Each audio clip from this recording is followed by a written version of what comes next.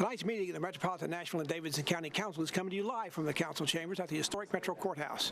It's a public affairs presentation of the Metro Nashville Network. Good evening, everyone. I'm Pat Nolan, your announcer for this program. Tonight, the 15th Metropolitan Council holds its 68th business meeting before your term. This is the 14th council meeting of 2022, including one special adjourned meeting this calendar year. Tonight's council agenda is 54 pages long with 147 items.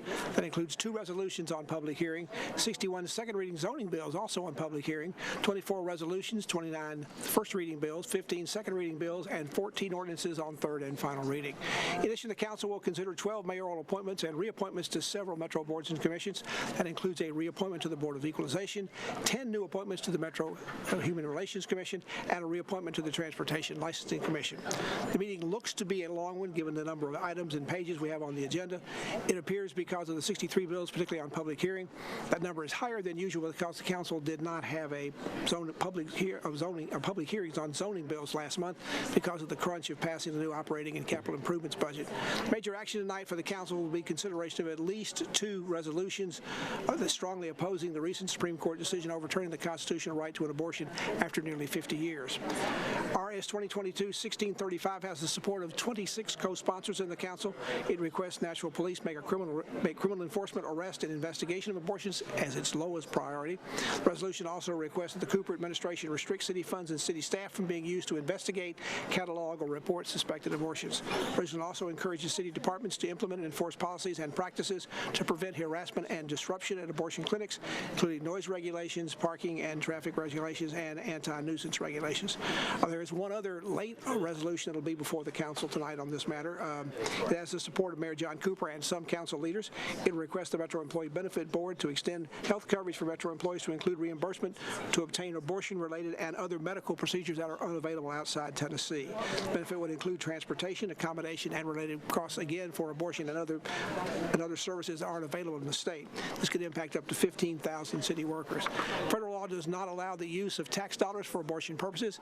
It is not known or believed if there is a similar ban in Tennessee of the use of either local or state tax dollars for an abortion. It does seem likely the General Assembly might implement such restrictions given any possible action by the council on this matter. Remember, when late resolutions are presented, if there are 3 or more objections, the bill will be deferred until the July 19th meeting. The other major action for the council tonight is on first reading, which is somewhat unusual. It's BL 2022-1349. It would approve agreement between the city, the Nashville 2024 Host Committee, and the Republican National Committee for the city to host the 2024 Republican National Convention. The selection of the convention site is expected to be made by the RNC by the first part of August. The choice appears to be between Nashville and Milwaukee. That Wisconsin city has already unanimously approved its agreement to host, but there appears to be growing opposition here in the council. In fact, we are hearing that the bill will probably be withdrawn tonight. A resolution on the matter and on the agenda tonight that is independent from the actual agreement is RS 2022-1634. It would place the council on record as opposing the Republican National Convention within Nashville and Davidson County. The resolution says the RNC's president in Nashville in 2024 is inappropriate, both due to the increasingly hateful rhetoric in the Republican Party and the cost and security concerns that a major political convention might bring with it. Supporters say the Republican Convention will bring over $200 million to Nashville, and there's up to $50 million in federal funds available to address security concerns. Governor Bill Lee is very supportive of having the GOP 2024 convention here and says the state is contributing $25 million in funding towards that. Mayor Cooper has expressed concerns about Nashville hosting the convention since it will tie up almost all of downtown and cancel 2 conventions already booked, but the mayor has not taken a public position on the agreement itself. There's a very tight deadline for this agreement. In fact, if there was a deferral, they would not be able to have it because it wouldn't be approved by the council on third reading until the second meeting in August, which would be after the RNC's deadline. The council tonight does not need 21 votes to pass the bill on first reading. It's just a simple majority. In that case, however, it got less. It will need 21 votes when it gets to third reading in 2 meetings. So if it doesn't get 21 tonight, it will look like it'll be in total to get 21 for the third reading. Again, we are hearing strong reports throughout the council chambers tonight that this bill will probably be withdrawn, meaning Nashville will likely no longer be a candidate to be the host for the 2024 Republican National Convention here in our city. Other actions tonight under Resolution RS 2022-1613, the council will be asked to appropriate $22.25 million from the city's 4% reserve fund, which is for the purchase of equipment and building repairs. That will go to 22 different city departments and agencies. That includes $5.8 million for IT services, $5.3 million for general services, $2.6 million for the police, $2 million for fire, $1.5 million for libraries, and more than $1 million each for sheriffs and parks. There is one amendment that could create some debate. Councilmember at large Bob Mendez wants to delete $246,000 for the Metro Police for use for the controversial license plate readers pilot program the council approved a couple of months ago. Councilman Mendez says before anybody can start doing anything about a license plate pilot program, they need to have a public hearing first. He tried to get some assurance about that before he moved on the amendment in committee. I'm not sure he really felt like he got that, so we'll see what he does with the amendment when he brings it up tonight when the bill comes up on the floor. Other memorializing resolutions, the council will recognize Ken Oliver upon his retirement as the director of the Metro Public Library System. It will also be asked to endorse the creation of a task force to initiate a study to determine the 5 most probable locations for potential waste transfer stations within the county. The study be completed no later than July 31st of next year. On second reading, the council will also again consider BL 2022-1168 that will toughen the city's excessive noise regulations for motor vehicles and authorize both the Codes Administration, if it amended, the police department to enforce those standards. Another second reading bill that could spark discussion is BL 2022-1250 to create the Nashville Entertainment Commission. Frankly, there are 2 substitute bills about this were up in committee tonight. Neither one got very much support within committee, so there appears to be a motion from that committee to defer this for a meeting. That's likely what will happen. Tonight's meeting is again being held under the ongoing COVID-19 pandemic. State law has stripped the Metro Health Department of the power to continue a mask mandate in all city-owned buildings. Virus cases are again rising in Nashville. The federal CDC says we are a community again with a high level of transmission for the Omicron variant of the virus. Therefore, wearing masks here tonight is again recommended but not required. If you want to follow the council meeting as it progresses, you can find the agenda and our staff analysis online. Just go to the Metro Council portion of the Nashville.gov website, then on the Legislative Information Center.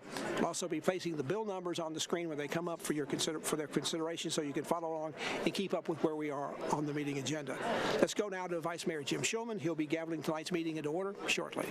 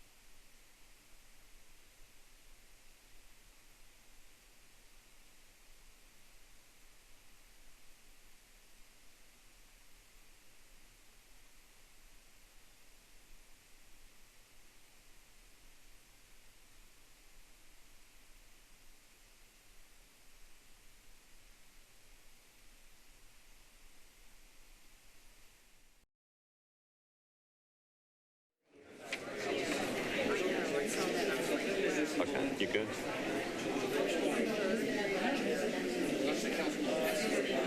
Good on.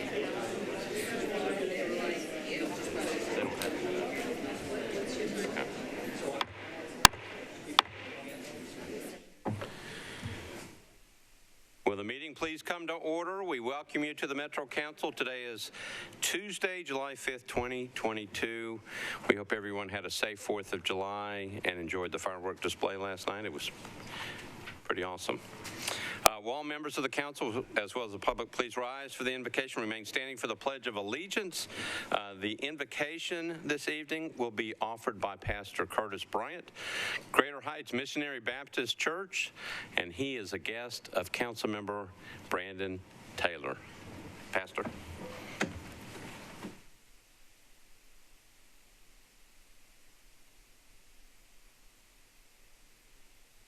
Let us all bow our heads for a word of prayer.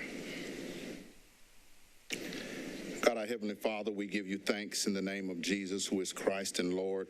We give you thanks for this Nashville Metro City Council. We pray and hold up this council before you. We pray and believe and declare that the men and women who are in positions of authority will be governed by your Spirit. God, we pray and intercede for our mayor, vice mayor, deputy mayor, all of this council, and those who are in authority. We pray, God, for our president, the representatives, senators, and judges of our land, the policemen, and all who are in authority. And we ask the Spirit of the Lord rest upon each of them. We pray and ask that skillful and godly wisdom has entered into their hearts and that knowledge is pleasant to them. We pray that discretion watches over each of them. Understanding keeps them and delivers them from the way of evil and from evil men. Father, we ask that you will compass this council with your spirit, that their hearts and ears be attentive to godly counsel, and that they will do which is right in your sight. We pray and believe that you cause them to be men and women of integrity who are obedient concerning us, that we may lead quiet and peaceable lives in godliness and honesty. God, we pray together that the upright shall dwell in our government, and that the men and women be blameless and complete in your sight. Father, we ask that your Spirit will help them to remain in positions of authority, and that the wicked shall be cut off and rooted out of our government. God, your word declares that blessed is the nation whose God is the Lord. And we hear your word, which tells us righteousness exalts a nation, but sin is a reproach to any people. We receive your blessings in this place today. Thank you, God, that you are our refuge and stronghold in times of trouble, of high cost and destitution and desperation. We thank you for the city of Nashville, Tennessee. God, we are not just a city sitting along the Bible Belt, but I declare and believe today that we are the buckle on that belt. We are a city that sits on a hill that cannot be hid. We pray, God, for your wisdom, knowledge, and understanding. And thank you for this time together.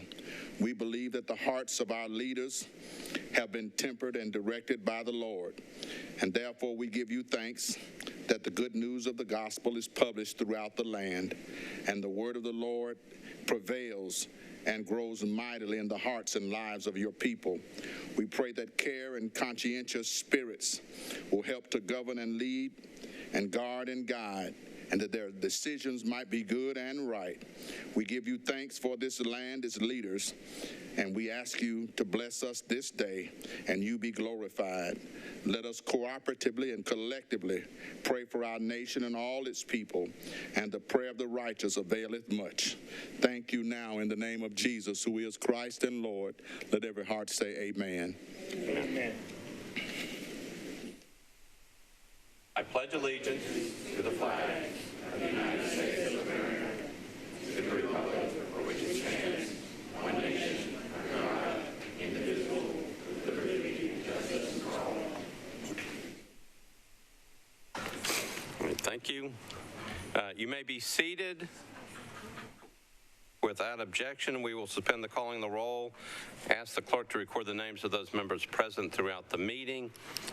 Is there a motion for adoption of the minutes of the meeting from June 21st, 2022? Motion properly seconded. Without objection, the minutes of the meeting will stand approved as written. Mr. Clerk, are there any messages from the mayor? There are no messages from the mayor. All right, thank you. All right, a couple things before we start tonight. First, I'm going to Councilmember Hurt. Councilmember, you're recognized. Thank you, Mr. President.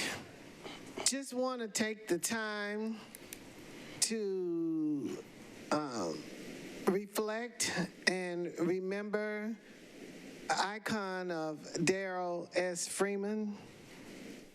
Thanks to so many of you who signed upon the resolution and the proclamation that will be given to his family for the funeral. You all know that Daryl and I had been working very closely on a project for the Fisk Incubation and Innovation Center, which we will continue that project, and it shall be done.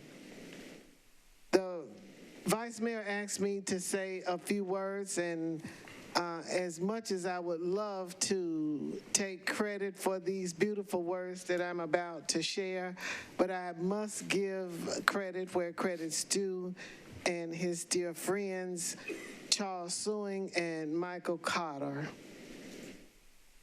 What is a legacy? In simple terms, it's the mark that someone has left on the world. To some, it's a financial measurement, such as the value of one's estate. To me, it's so much more. To me, one's legacy is measured by the impact on the lives of those he touched. It's inspirational. It's far-reaching. It ripples. It's eternal. When I think of my dear friend, Daryl Freeman, his legacy is remarkable. We all know Daryl had many, many accomplishments, and yes, those are significant, historic, and impressive, to say the least. And it's part of the reason that I was drawn to get to know him better. But the man I got to know, who I formed a friendship with, who shared his time with me, was a man who was much more than his accomplishments. He was a loving and loyal husband, a devoted and doting father, a generous spirit, a problem solver, a truth teller, a man of courage, a man of integrity who stood boldly on his principles that guided his thoughts and actions. So what does his legacy mean to me? It means I'll learn from his example of devotion to those I love and care about, and I'll pass that forward. It means I'll be a good friend to others, and I'll pass that forward. It means I'll strive to live a life of honesty and integrity, and I'll pass that forward. It means I'll do my best to reach beyond my dreams, and I'll pay that forward. It means I'll be sure to give back as he did so generously, and hopefully others will be inspired to do so. In simple terms, legacy means the mark that someone leaves on the world. Daryl Freeman definitely left his mark on the world, and I and so many others are better for it. Thank you very much. I think that deserves a hand clap. He was a remarkable man. He helped so many people. He did things that people wish that they could do. He was brilliant. He was kind. He was a friend, a true friend to so many. So thank you all very, very much. Thank you, Councilmember Hurt. And please keep his family in prayer. He has a wife and 4 children that he's left behind. This city is going to miss him very much. All right. A couple of things before we start from me tonight. First, I have received written confirmation that both BL 2022-1349 by Councilmember Swope and RS 2022-1634 by Councilmember Hurt are being withdrawn. I will go to the respective sponsors at the appropriate time in the agenda for the formal withdrawal. But again, BL 2022-1349 and RS 2022-1634 are both being withdrawn tonight. Second, you may have seen this. I announced through an email the formation of a special committee to seek and obtain information concerning the possible new East Bank Stadium and related infrastructure. The goal of this committee is to lead the council's efforts related to any potential legislation, as well as to serve as a central point of information gathering. This committee will not be voting on legislation or proposals, but will be serving this body in seeking out information about what may be proposed and how any such proposal would be funded. Councilmember Mendez has agreed to serve as chair. Other members on the committee are Councilmembers Toombs, Parker, Withers, Roten, Druffel, and Lee. They will all be serving. Councilmember Mendez, just to make sure I've got this right, there's actually a meeting, an initial meeting now scheduled coming up, I don't think this week, maybe next week. Right. It's first committee meeting is going to be July 14th in the chamber. That's Thursday. I'm looking at Margaret to make sure that's right. At 4:30, and it's going to be an organizing meeting to figure out the schedule of meetings going forward and topics. So 14th at 4:30 in the chamber. Okay. And everyone's invited, even though it may be an information Right. meeting. We're going to try to have all the meetings in the chamber because the whole point of the committee is to make it so we don't have to have 4 or 5 committees meeting about the same thing. It'll be a central place for us to all get information.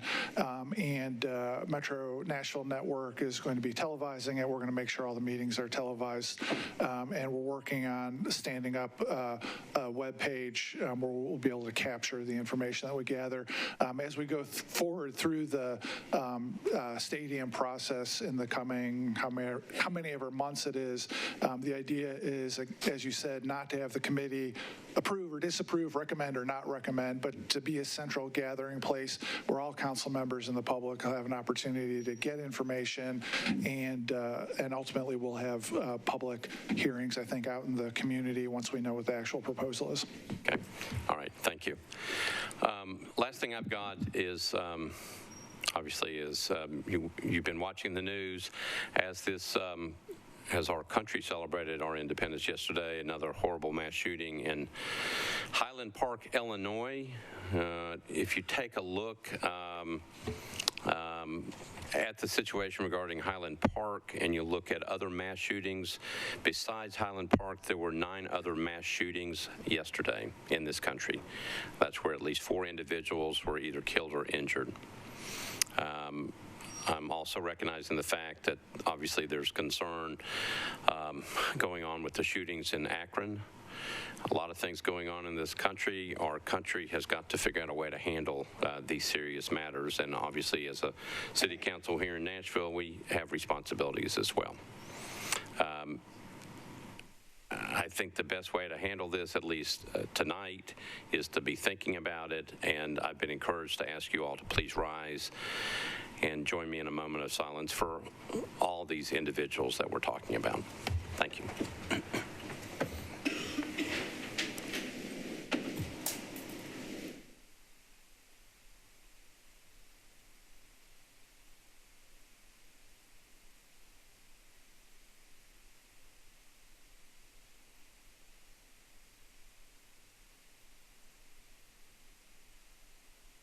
Thank you. And as we get ready to go on the agenda, again, please do not forget the people of Ukraine and other places that are battling for, obviously, their countries and for their lives. Those are still going on as well. All right. We are now ready to proceed to elections and confirmations. Am I going to Councilmember Murphy? Have you got the report? Councilmember Murphy, you are recognized.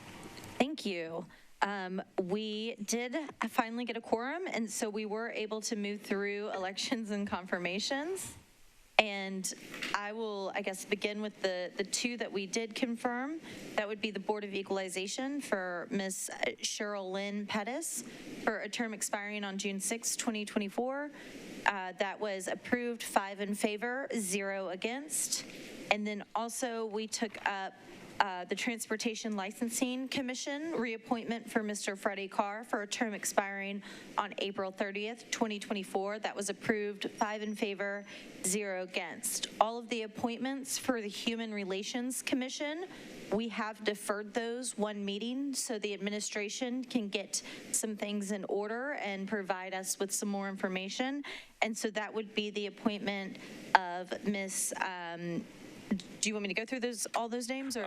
No, if you want to just do a motion for all those, I think it may be important for all the Human Relations Commission just to defer 1 meeting. Yes, the rest were all deferred 1 meeting of the Human Relations Commission appointments. Okay, so I need a motion just on Ms. Sherilyn Pettis and Mr. Freddie Carr, and then we'll do the other ones. So moved. Okay, so I've got a motion to approve the reappointment of Ms. Sherilyn Pettis for the Metropolitan Board of Equalization and the reappointment of Mr. Freddie Carr for the Transportation Licensing Commission. Got a motion properly seconded. Any discussion on those 2? Seeing none, all those in favor of those two reappointments say aye. Opposed, no. Okay, those two are reappointed, and then just a motion on the other ones to get them to the next meeting. I move to defer the rest of the appointments to the next meeting. Okay, I've got a motion properly seconded. It's a motion to defer all the Human Relations Commission appointments to the next meeting. Properly seconded. Any discussion? Seeing none, all those in favor of the deferral motion say aye. Opposed, no. Those appointments are deferred one meeting. I believe that Ms. Pettis is in the back. Ms. Pettis, if you would stand up.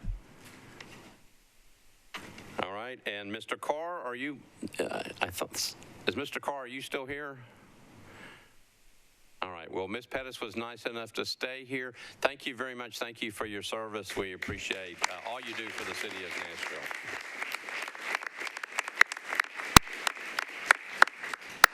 And Ms. Pettis, we have a very long agenda. It's like 54 pages long. You are welcome to stay, or you can get out of here right now. All right, so we are now ready for resolutions on public hearing. I always try to explain how this works. We have resolutions up tonight and bills on public hearing. I will call up the resolutions and the bills one at a time and then refer to the sponsor. Unless the sponsor moves to defer the public hearing, the sponsor will call for a public hearing. I will then ask for a show of hands for those who are here in favor of either the resolution or the bill. Then I will ask for a show of hands of those who are opposed to either the resolution or the bill. If anyone in favor of the measure wishes to speak, I'll ask you to come forward, go to that back podium with the microphone, introduce yourself, give us your address, and you'll have 2 minutes in which to speak. I will then ask the same thing for anybody opposed who wishes to speak. With having said that, after all that, I will close the public hearing and then refer back to the sponsor. So we are now ready for the resolutions, and then we will take up the bills. The first resolution tonight is RS 2022-1608 by Councilmember Roberts. It's a resolution exempting Maru Nations located at 5511 Centennial Boulevard from the minimum distance requirements for obtaining a beer permit.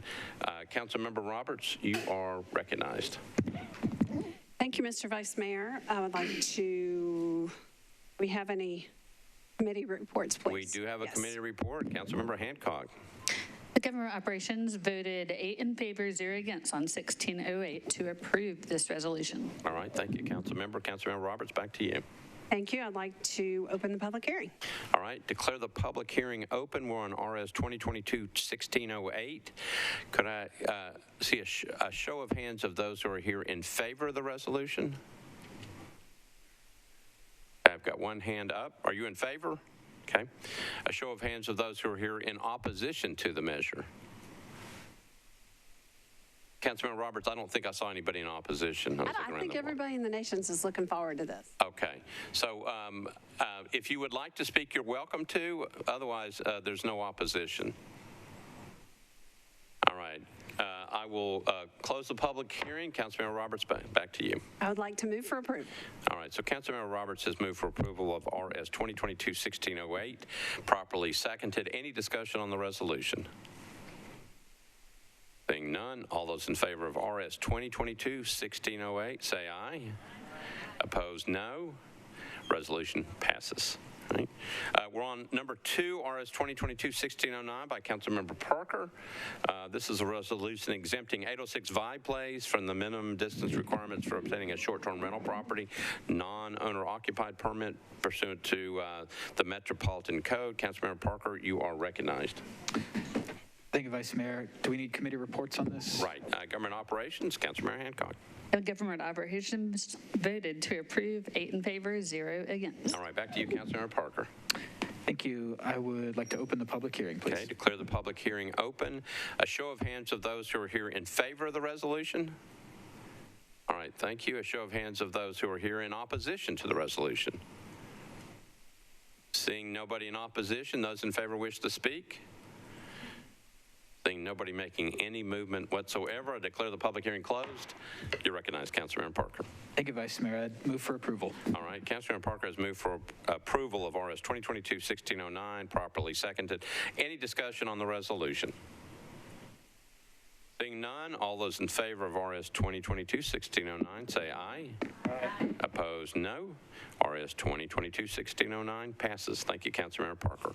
All right, those are the two resolutions on public hearing. We are now ready for the bills on public hearing. The first one up is BL 2022-1061 by Councilmember Rutherford, which I can also take with 1062. 1061.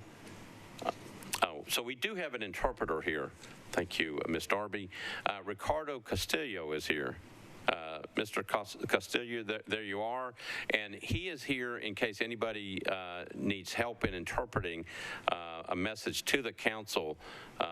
So he is here as an interpreter. If we call up a bill on public hearing and you would like the help of the interpreter, Mr. Castillo is going to be sitting right over here. Thank you very much for being here. Okay. Thank you. All right, so we're on BL 2022-1061 by Councilmember Rutherford, which we can also take with item number 4, BL 2022-1062, 1061, ordinance to amend Title 17 by changing from AR 2A to SP zoning for property located at 14656 Old Hickory Boulevard, southern terminus of Harris Hills Lane. It's 81.38 acres to permit 291 single-family residential units, and the companion bill. Councilmember Porterfield, for what reason? Point of order, Vice Mayor. Could the interpreter translate that so that if anyone needs the service, they'll know that it's available? Certainly. Okay. Thank you. So, Mr. Castillo, if you want to come up and explain in Spanish what you're here for tonight. I'm going to say it in Spanish because it's the language you were required. Okay. Ok, buenas noches. Mi nombre es Ricardo Castillo. Si hay alguien en esta asamblea hoy que necesite hablar para que yo les traduzca, para eso estoy aquí. Así estoy sentado aquí al frente. Ustedes lo que tienen que hacer es acercarse y yo estaré traduciendo todo lo que se diga aquí. Gracias. Thank you. Thank you. Thank you, Mr. Castillo. All right, so I was reading, let's see, BL 2022-1062. That's a companion bill. It's an ordinance that authorizes building material restrictions requirements. It's a proposed specific plan zoning district located at 14656 Old Hickory Boulevard, southern terminus of Harris Hills Lane. It's 81.38 acres. It's the proposed ordinance requires certain materials to be restricted in the construction of buildings. Councilmember Rutherford, you are recognized. Thank you, Mr. President. I move deferral of both of these items to the first meeting in September. All right. So you're deferring to the first meeting in September? That's correct. Okay. Both those bills. All right. So that's the motion, properly seconded. Any questions about the deferral motion? Seeing none, all in favor of the deferral motion say aye. Opposed, no. Both those bills are deferred to the first meeting in September. All right. Next bill up is item number 5, BL 2022-1140 by Council Members Parker, Withers, and Allen. I think also Hurt and Van Rees are on that bill. And I believe I can take that with item number 6, BL 2022-1141, also by Parker, Withers, Van Rees, and Hurt. 1140 is an ordinance to amend Title 17 by changing from RM20 to SP for properties located at 301 North 2nd Street and 651 and 660 Joseph Avenue at the northeast corner of Dickerson Pike and Meridian Street. It's 14.52 acres located in a planned unit development overlay district.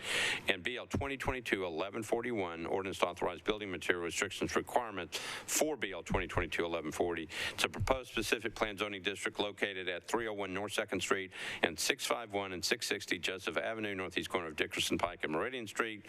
The proposed ordinance requires certain materials to be restricted in the construction of buildings. Councilmember Parker, you are recognized on those two bills. Thank you, Vice Mayor. After consulting with the developer on this, we've decided to defer this to the first meeting in August, the public hearing and the second reading, in order to allow time for another community meeting. Okay.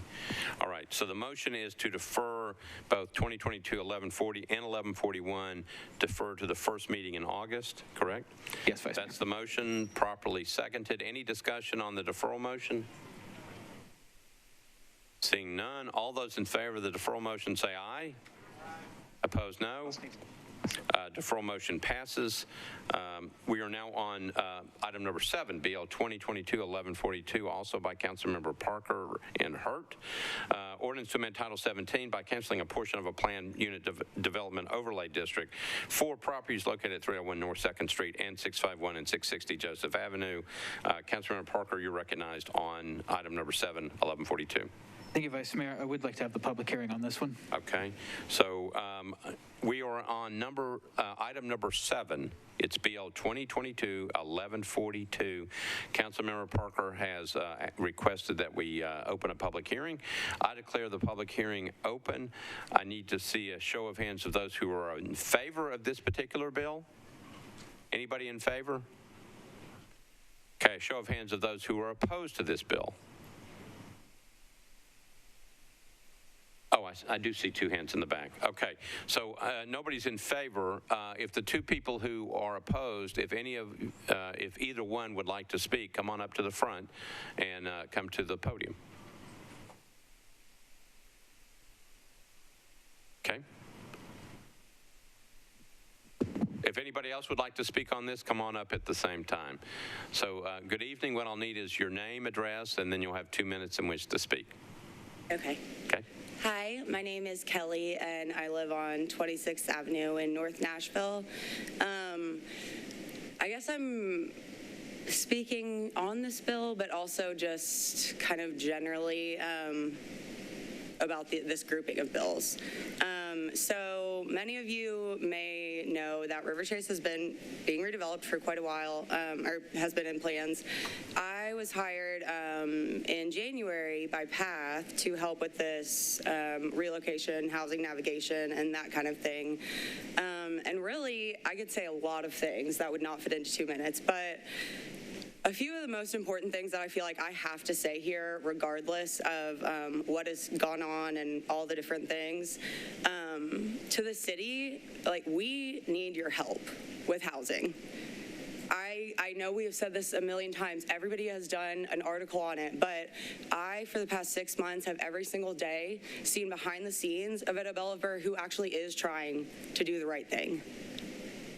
The housing is not here. The mayor, I don't know if he's here, but the mayor, city council, y'all, like these little tiny pieces you keep giving people are dying because they don't have housing. People in River Chase, so many of them who are not currently living there, some of them maybe, but have experienced homelessness. And did you all not just pay $500,000 to somebody to come in and tell us we never take care of our chronically homeless? Who do you think is still living in River Chase? People have experienced homelessness in this city. Single moms sleeping in their cars. Somebody who has lived in a hotel for 2 years with her 16-year-old son. And we sit here and we talk about CBAs and we talk about all these things, and that's fine and well and good. But the people in River Chase right now, even with CREA having the best intentions, with Salvation Army having the best intentions, with PATH having the best intentions, with you all having the best intentions, there is not enough housing in this city. We have people who are on 131 on a wait list they've been on for 3 years. Section 8, why are we still giving people vouchers when there are no places to live on Section 8 anymore? The Low Barrier Housing Collective, they tried it. The anti-eviction stuff, all of this goes together. Homelessness goes together with housing.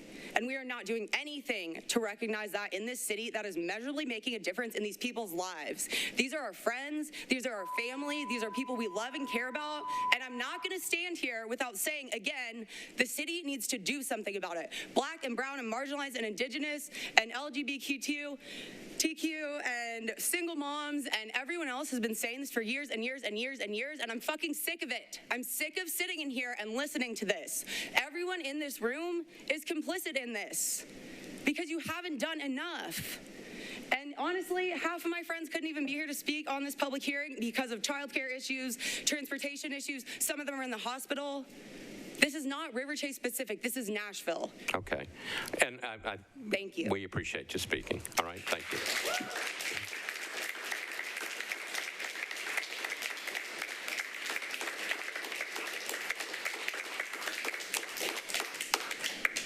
All right. Name, address, and then you'll have 2 minutes in which to speak. My name is Christina Presley, and I live in River Chase Apartments. I'm here with Christina because this is a little bit emotional for her to talk about. But on Friday, Freeman Webb sent someone to her apartment to tell her that she had two options. She could go to a hotel for a month or she could leave with nothing. Luckily, someone came around and asked her if that happened to her, and she confirmed that it had. And so she did not go to that hotel. Today, they knocked on her door and told her now she only has 2 weeks in a hotel. Take it or leave it. She's here because she needs food tonight. And I have to be out first thing in the morning. They told her to be out first thing in the morning, 2 weeks in a hotel. That's all you get. Goodbye. That is not the promise that was made to anyone at River Chase. And she should not have to come up here and tell you that she doesn't have food to eat tonight to be able to be made the promise that she was given when they arrived here. They should not have to have oversight and other people coming around to find out whether or not they're being mistreated.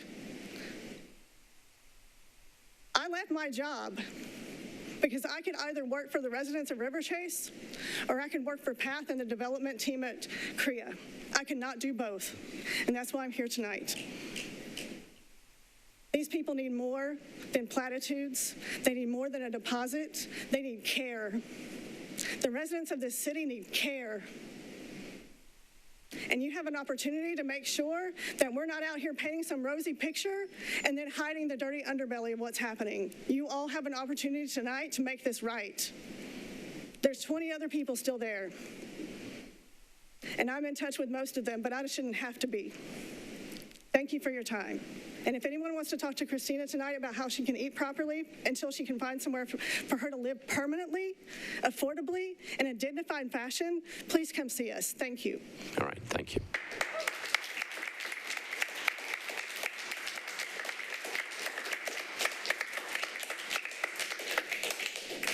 Okay, does anybody else wish to speak? All right, seeing none, declare the public hearing closed. Councilmember Parker, you're recognized. Thank you, Vice Mayor. For tonight, we'll just defer this one out to the first meeting in August, as the other two have been. Okay. So the motion is to defer to the first meeting in August, properly seconded. Discussion? Okay. Councilmember Hurt, you're recognized, and then I'll go to Councilmember Porterfield. Thank you. I just want to thank the sponsor, and I want to thank those brave women that came here and spoke. Because as the sponsors of these bills, we understand and we have compassion for you, and we're doing everything that we possibly can. The concern is that we have developers and planners that are making rules and regulations that keep us tied and unable to do the things that the people ask for. And I don't want people to think that we're not here hearing you, not feeling the compassion, but we are restricted in the things that we do. This is a 40-member council, and it takes a majority of us to pass these bills. I know that Councilmember Parker has worked extremely hard on these bills. He and Councilmember Allen, they have given their blood, sweat, and tears trying to come away with something. You are absolutely right. We should have done better as a city, and we are working and improving to get things in a better shape for all of us. It is not right, it is not fair, but please bear with us, help us, continue to tell us so we can hear you and know exactly what it is that has to be done. So I just thank you, Councilmember Parker, because I know that this has been a very personal task for you. I do, and I thank you. Councilmember Porterfield. Thank you, Vice Mayor. I just need to be marked on abstaining on all River Chase votes, please. Okay. All right. And Councilmember Evans, you're recognized. Oh, thank you, Vice Mayor. It's not specific to River Chase, but the conversation reminds me of last couple of meetings, in particular around the budget, where we have been discussing here and in the Homeless Impact Division Planning Council about Metro-owned land And the deadline, my understanding was June 30th, that we were going to see a list of Metro-owned land that we could start having a conversation about how to escalate building opportunities in our city. And so I just wanted to put that in the administration's ear that we're waiting. And thank you. All right. Thank you, Councilmember Evans. Anybody else wanting to be heard? All right. So this is, we've got a motion to defer to the first meeting in August on BL 2022-1142. It's been properly seconded. Any other discussion on the deferral motion? Okay, seeing none, all those in favor of the deferral motion say aye. Aye. Opposed, no. This one's deferred to the first meeting in August. Thank you, Councilmember Parker. All right, we are now on item number 8, BL 2022-1152 by Councilmember O'Connell. It's an ordinance to amend Title 17 by changing from IWD to MULA zoning, probably located at 897 Elm Hill Pike, 430 feet east of Fessler's Lane, 0.34 acres. Councilmember O'Connell, you're recognized. Thank you, Mr. President. I believe we need to defer this for till the next public hearing because of a lack of notice. Okay, so this one's going to be automatically deferred to the first meeting in August. Okay. Okay. All right, thank you, Councilmember. Okay, the next one we've got is item number 9, BL 2022-1155 by Councilmember Withers. This is an ordinance to amend Title 17 by applying an historic landmark interior overlay district probably located at 518 Russell Street, southwest corner of Russell Street and South 6th Street, zoned R8 within the Edgefield Historic Preservation District. Councilmember Withers, you're recognized. Thank you, Mr. Vice Mayor. And can we take these two together since they're both the exact same property? This is item number 10, BL 2022-1156 by Councilmember Withers. Yep. Ordinance to amend Title 17 by applying a neighborhood landmark overlay district, probably located at 518 Russell Street, southwest corner of Russell Street and South 6th Street, zone R8 within the Edgefield Historic Preservation District to permit a hotel and event space. Councilmember Withers, you recognized on both those measures. Thank you so much, Mr. Vice Mayor. These two items I would like to defer to the first meeting in September. The applicant on this has been working very closely with the Edgefield Neighborhood Association, which I think is great. He is continuing to work on trying to get a shared parking agreement in place, and it's taken a little bit longer than he would have liked. This is a historic church building that has no parking, which is the way that church buildings were constructed in the 1890s. But nevertheless, because of that detail, it hasn't yet gone to the Planning Commission. At this point, we hope that it will come to the Planning Commission on August the 25th. And so at this time, I would like to request deferral to the first meeting in September for the council. All right, so Councilmember Withers has deferred to the first meeting in September, both 1155 and 1156, properly seconded. Any discussion on the deferral motion? Seeing none, all those in favor of the deferral motion say aye. Opposed, no. Both those bills are deferred. All right, thank you, Councilmember Withers. Next item up is item number 11, BL 2022-1199 by Councilmember Toombs. It's an ordinance to amend Title 17 by change from R6 to RM15A&S. Zoning for properties located at 2112 and 2116 24th Avenue North, corner of Simpkins Street and something's missing. So it's at the corner of Simpkins Street and something else. It's 0.46 acres. Councilmember Toombs, you're recognized. Thank you, Mr. Vice Mayor. Request to open the public hearing. All right. Declare the public hearing open on BL 2022-1199. Show of hands of those who are here in favor of the measure. All right. Thank you. Show of hands of those who are here in opposition to the measure. I see nobody in opposition. Those in favor wish to speak. All right. Declare the public hearing closed. Councilmember Toombs, you're recognized on your bill. Thank you. Move for approval. Okay, Councilmember, Councilmember Toombs says move for approval. BL 2022-1199 for passage on second reading. Proper second. Any discussion on this one?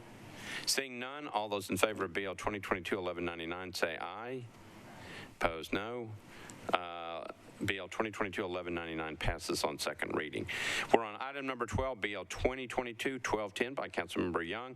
Ordinance to amend Title 17 by changing from AR2A to RS30 zoning for property located at Old Springfield Pike, approximately 210 feet west of Springfield Highway. It's 1.76 acres.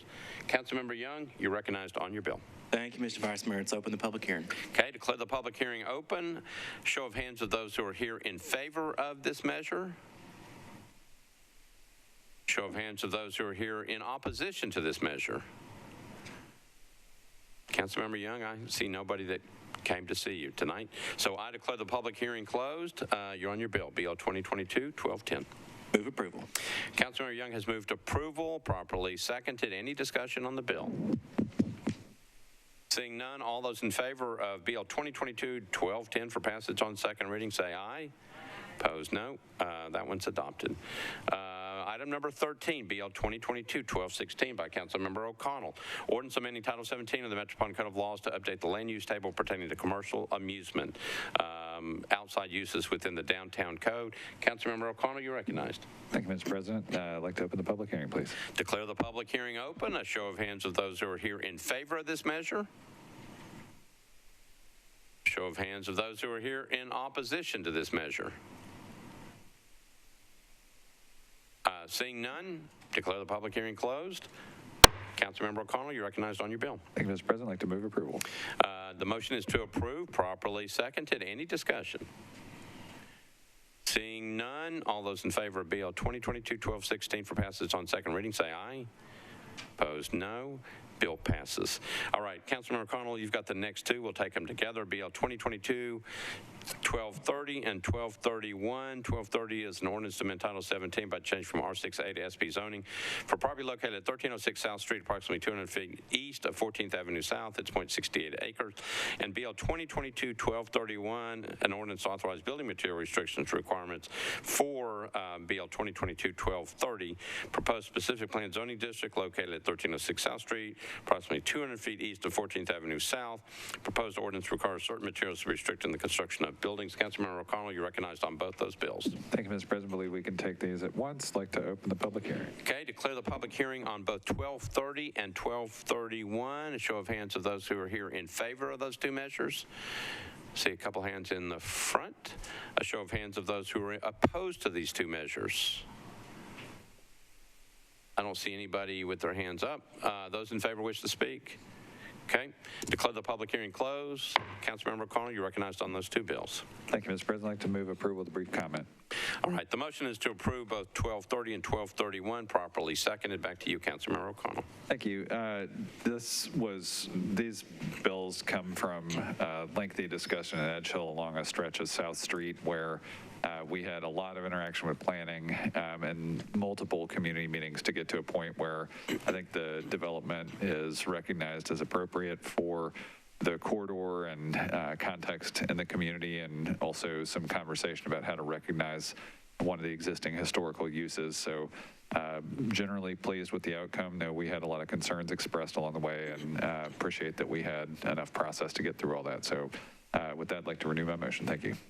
All right, so Councilmember O'Connell, again, has moved a passage of 1230 and 1231 on second reading, properly seconded. Any discussion on those two bills? Seeing none, all those in favor of the two bills say aye. Opposed, no. 1230 and 1231 pass on second reading. We're on BL 2022-1232. Councilmember O'Connell, ordinance to amend Title 17 by changing from IR to SP zoning for property located at 1301 2nd Avenue North, northwest corner of Monroe Street and 2nd Avenue North, located within the Germantown Historic Preservation District overlay. It's 0.38 acres. Councilmember O'Connell, you're recognized on your bill. Thank you, Mr. President. I'd like to open the public hearing, please. Okay. Declare the public hearing open on 2022-1232. Show of hands of those who are here in favor of this measure. Okay. See a couple of hands in the back. Show of hands of those who are opposed to this measure. Don't see anybody opposed. Those in favor wish to speak? Nope. Declare the public hearing closed. Councilmember O'Connell, you're on 1232. Thank you, Mr. President. I'd like to move approval with a brief comment. Okay, you're good to go. Councilmember O'Connell. Thank you. You can see this one's within the Germantown Historic Preservation District overlay. As always, we work very closely with historic Germantown neighbors, and again, pleased that their development committee has worked very well with the project team, and we've gotten to a good project proposal here, and appreciate the neighborhood's input and would like to renew my motion. Thank you. All right. Councilmember O'Connell has moved passage of 2022-1232 for passage on second reading. Properly seconded. Any discussion on the bill? Seeing none, all those in favor say aye. Opposed, no. Bill passes on second reading. All right, we move away from Councilmember O'Connell, at least for a little while. We'll go to Councilmembers Taylor and Syracuse. It's Bill 2022-1233. This is an ordinance to authorize building material restrictions requirements for BL 2022-1146, which I believe is on third reading. It's a proposed historic landmark overlay district to include a portion of property located at 2208 Ellison Place, northern corner of Ellison Place and Louise Avenue. This is a proposed ordinance requires certain materials to be restricted in the construction of the building. Councilmember Taylor, you're recognized on your bill. Thank you, Vice Mayor. I'd like to request to open a public hearing, please. All right. Declare the public hearing open on BL 2022-1233.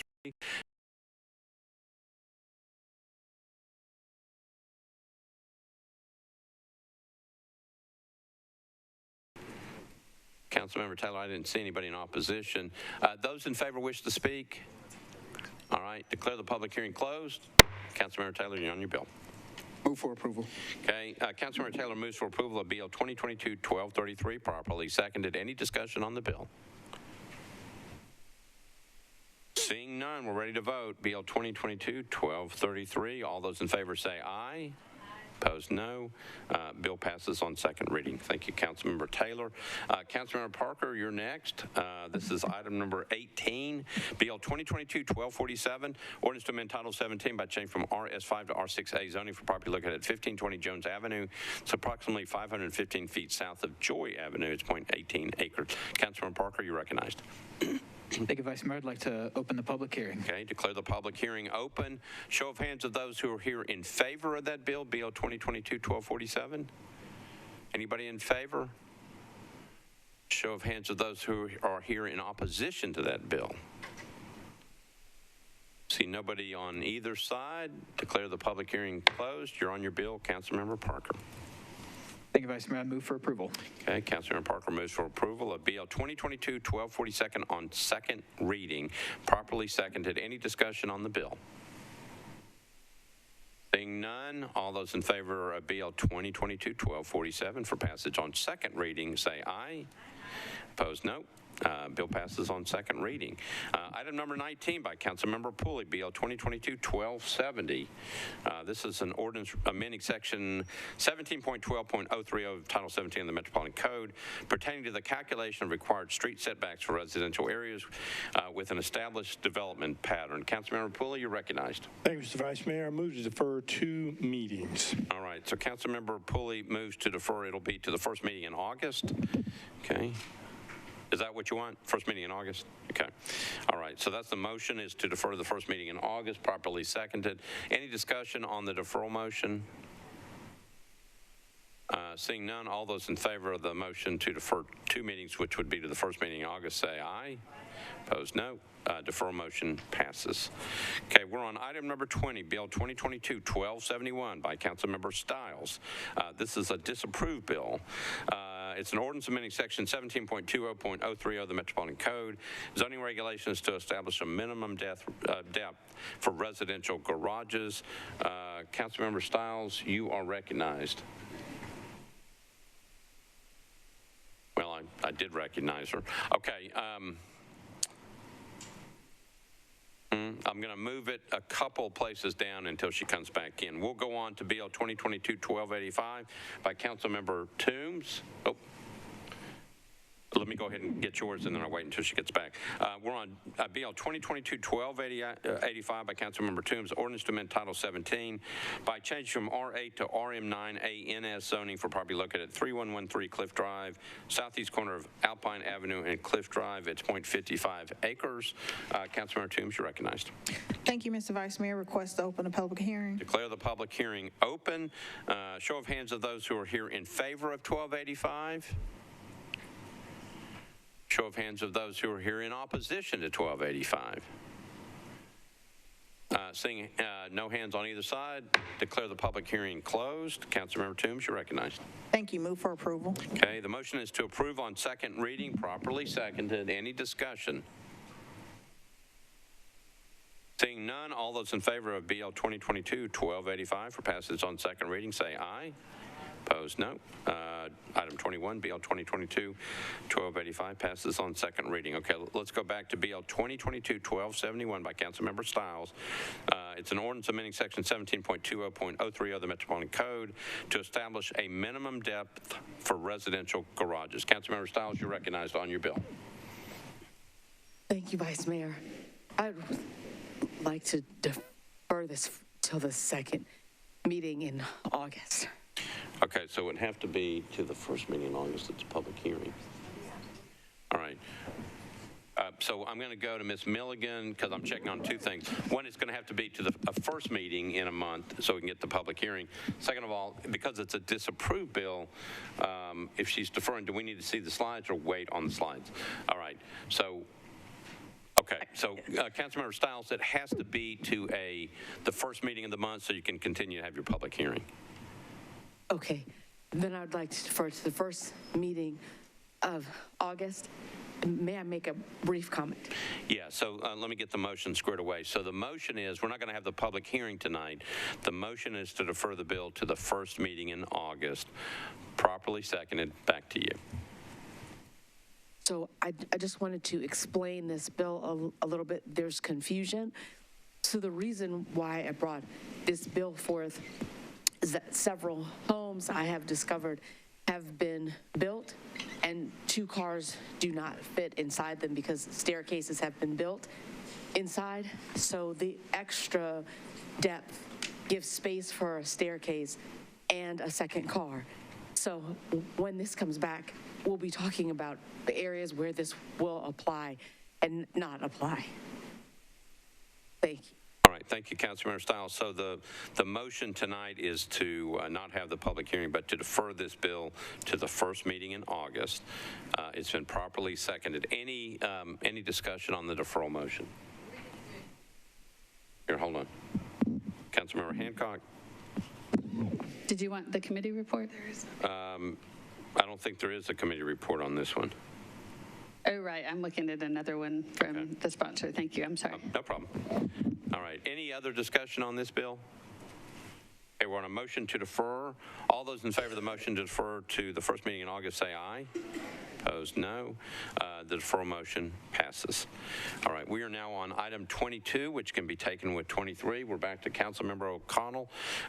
BL 2022-1286, ordinance to amend Title 17 by change from IR to SP zoning for property located at 3rd Avenue North, unnumbered, approximately 145 feet north of Van Buren Street. It's 0.33 acres, permit 5 multifamily residential units. And the companion bill 1287, that's an ordinance to authorize building material restrictions and requirements. Proposed specific plan zoning district located at 3rd Avenue North, unnumbered, 145 feet north of Van Buren Street. Proposed ordinance requires certain materials to be restricted in the construction of buildings. Councilmember O'Connell, you are recognized on both those bills. Thank you, Mr. President. I'd like to open the public hearing, please. Okay, declare the public hearing open on those 2 bills. We're on 1286 and 1287. Show of hands of those who are here in favor of those 2 measures. All right, thank you. Show of hands of those who are here in opposition to those 2 measures. Don't see anybody here in opposition. Those in favor wish to speak? No? All right. Declare the public hearing closed. Councilmember O'Connell, you're recognized on your 2 bills. Thank you, Mr. President. I'd like to move approval. Councilmember O'Connell has moved approval of both 1286 and 1287 for passage on second reading. Properly seconded. Any discussion? Seeing none, all those in favor of 1286 and 1287 for passage on second reading say aye. Opposed, no.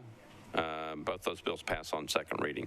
We're on item number 24, and we can take that with 25. These are by Councilmember Parker. 1288, an ordinance to amend Title 17 by changing from a CL and RS5 to SP zoning on properties located at 120, 121, 124, 125 Meridian Court, and 123 Marie Street, a portion of property located at 1405, 1407, 1409A Dickerson Pike. It's approximately 500 feet east of Dickerson Pike, located within the detached accessory dwelling unit overlay district. And 1289 is the companion bill. It's a proposed specific plan zoning district located at those same addresses, approximately 500 feet east of Dickerson Pike, 2.5 acres. Proposed ordinance requires certain materials to be restricted in the construction of buildings. Councilmember Parker, you are recognized on your bill.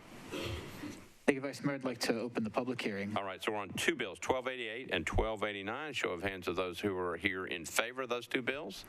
All right, see a bunch of hands. All right. Show of hands of those who are here in opposition to those two bills. Okay, so you do have opposition. All right, so for those in favor, if you would like to speak on this bill, if you'd come on and line up, and I need your name, address, and then you'll have 2 minutes in which to speak. Okay, and when that red thing makes a lot of noise, that's when the 2 minutes are up, just to let you know. All right, name, address, and 2 minutes in which to speak. Good evening, council members. My name is Scott Morton with Smith G Studio, address 602 Taylor Street in Germantown. We are the design consultants involved with this proposed redevelopment plan, and we greatly appreciate the neighborhood and the councilman's support throughout this process that we've been developing these plans. This site in particular is extremely unique in the sense that we had the opportunity to complete one of the major infrastructure goals of the Dickerson Pike South Corridor study with the creation of a new street with this redevelopment, which we're able to take a super block that is currently disconnected and with the redevelopment of the site, complete one of the objectives of the policy for the project. We've worked with the community on this project and its companion site, which is, I believe, item 28 and 29, over the course of the last year, and we are happy to report that we have worked through a lot of very specific commentary and concerns from adjacent residents related to site access, pedestrian connectivity, walkable and bikeable communities. And we also have, we're able to generate the support from the Neighborhood Association and its board president, Gordon Stacy Harmon. And we are happy to be able to develop this project in the area and complete the objectives per the Dickerson South policy area and providing housing and mixed-use development on this corridor. Thank you. All right, thank you. Anybody else wish to speak in favor of this measure? All right, those who are in opposition, if you would come up. Good evening. I'll need your name, address, and then you got 2 minutes in which to speak. Okay. My name is Deborah Grant Jarman. I live at 128 Meridian Court, and my concern is Meridian Court is a cul-de-sac / dead-end street, and I would like for the Meridian Court to stay just like it is, because we do have a Metro school bus that comes in and out of Meridian Court Monday through Friday, and they loop around, to get in and out. And as long as the construction does not interfere with Meridian Court, then I'm okay with it. But I just want you all to keep in mind that Meridian Court needs to stay as a cul-de-sac or a dead-end street for the sake of the people that live there now and for the Metro school bus. Thank you. All right, thank you. All right, anybody else wishing to speak on this bill or on the two bills? All right, declare the public hearing closed. Councilmember Parker, you're recognized. Thank you, Vice Mayor, and thank you, Ms. Grant, for coming out. We've had several meetings about this this spot with the Neighborhood Association and the neighbors there on Meridian Court and Scott Morton and his team. So the two sort of concerns that the neighbors had through the process, one was the density.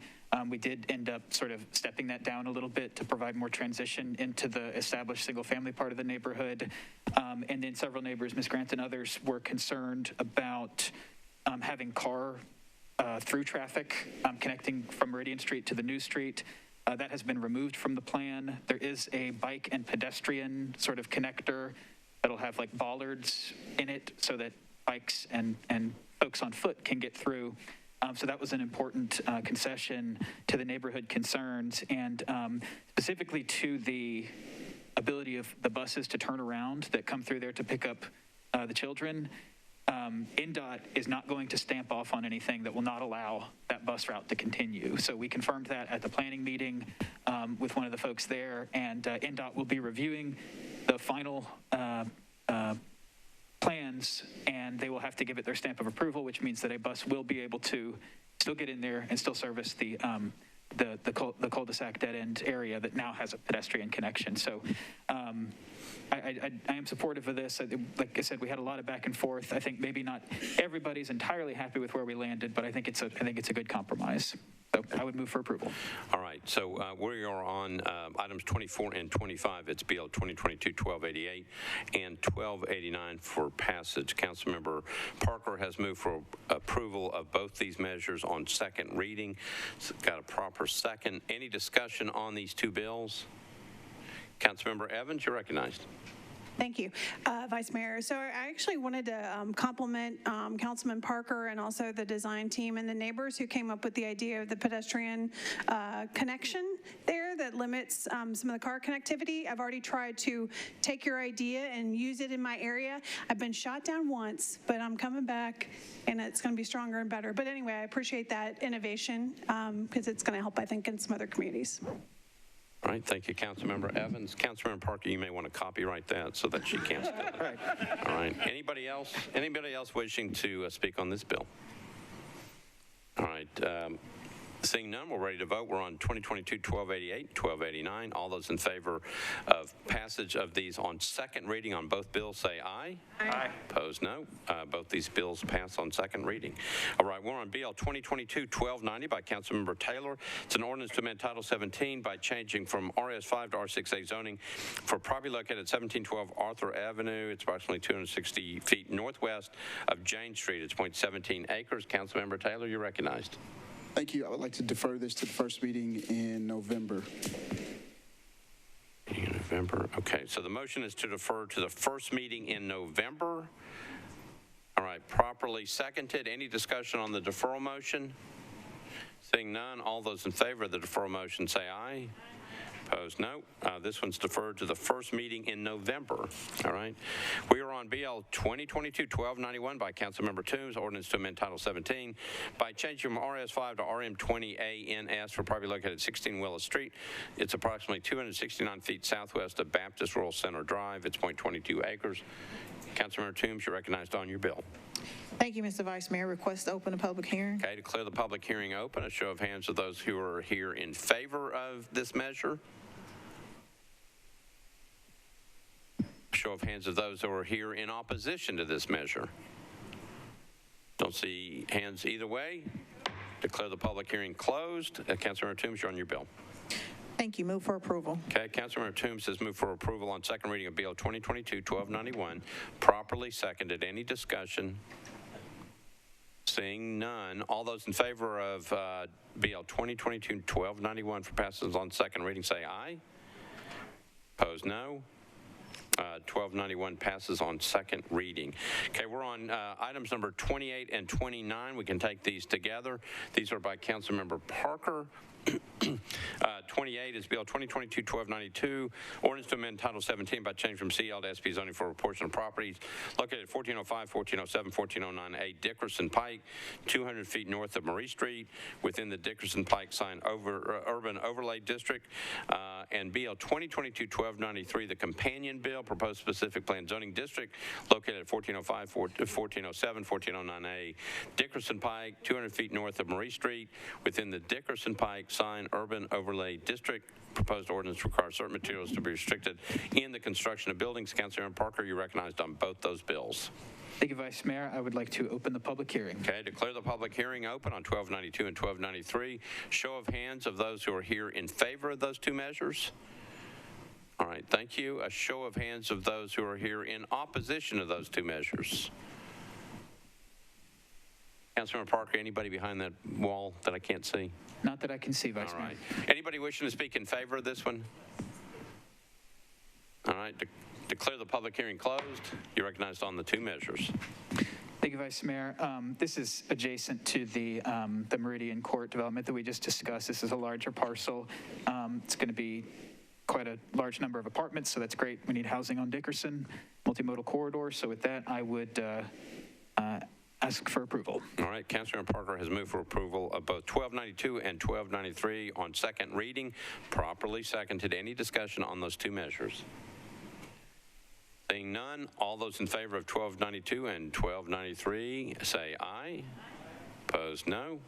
1292 and 1293 pass on second reading. Councilmember Taylor, you're next. You better go get Councilmember Taylor. All right. Oh, he's out in the hall. While we're waiting, Councilmember Toombs, I'll come to you.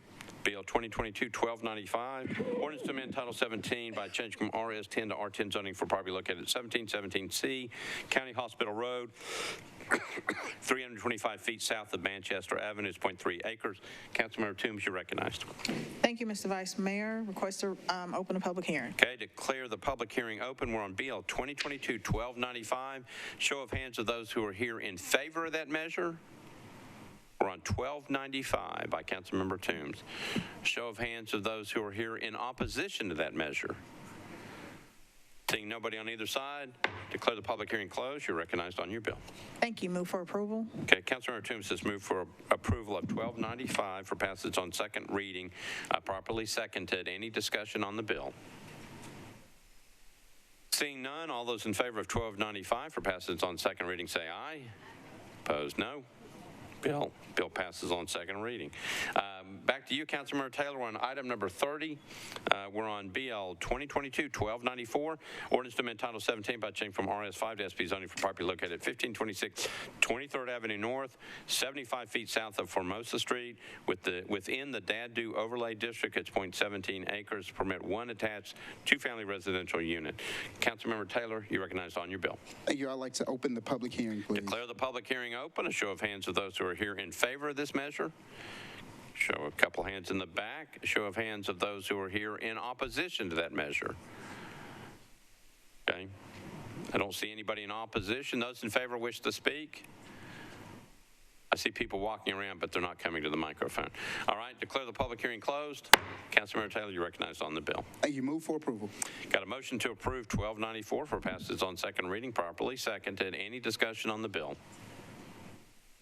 Seeing none, all those in favor of BL 2022-1294 for passage on second reading say aye. Opposed, no. 1294 passes on second reading. We are now on page 16 of my calendar. It's BL 2022-1296 by Councilmember Parker. It's an ordinance to amend Title 17 by changing from RS5 to R6A zoning for property located at 221 Lucille Street, approximately 290 feet west of Meridian Street. It's 0.16 acres. Councilmember Parker, I don't know if I pronounced that right, but you're recognized. It is Loose Isle is actually how it's. Loose Isle. No, it's Lucille. Councilmember Parker, you're no longer recognized. No, I'm just kidding. Okay, you're recognized on your bill. Thank you, Vice Mayor. You better hurry. I'd like to open the public hearing, please. Declare the public hearing open on BL 2022-1296. Show of hands of those who are here in favor of that measure. All right. Let me see a show of hands of those who are here in opposition to that measure. I don't see any hands in opposition. Those in favor wish to speak. Don't see anybody moving forward. Declare the public hearing closed. You're on your bill. Thank you, Vice Mayor. I would like to move for approval. Okay, Councilmember Parker has moved for approval of BL 2022-1296 for passage on second reading. Properly seconded. Any discussion? Seeing none, all those in favor of 1296 for passage on second reading say aye. Opposed, no. It is adopted. Thank you, Councilmember Parker. Back to you, Councilmember Taylor. This is BL 2022-1297, ordinance to amend Title 17 by changing from RS5 to R6A zoning.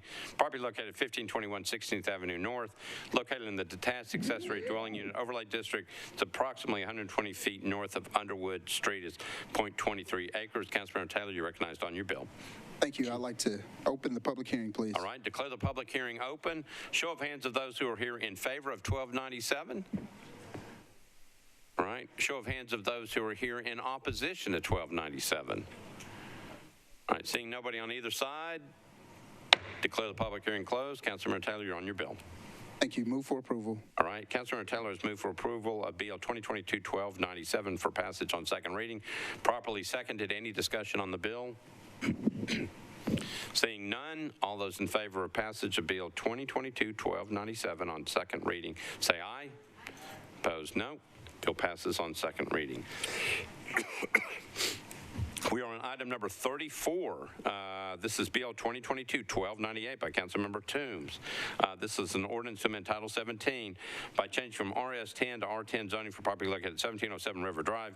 It's approximately 235 feet southeast of River Court. It's 0.48 acres. Councilmember Toombs, you're recognized on your bill. Thank you, Mr. Vice Mayor. Request to open a public hearing. Declare the public hearing open. A show of hands of those who are here in favor of this measure. All right, a couple hands in the back. Show of hands of those who are here in opposition to this measure. Don't see anybody in opposition. Those in favor wish to speak?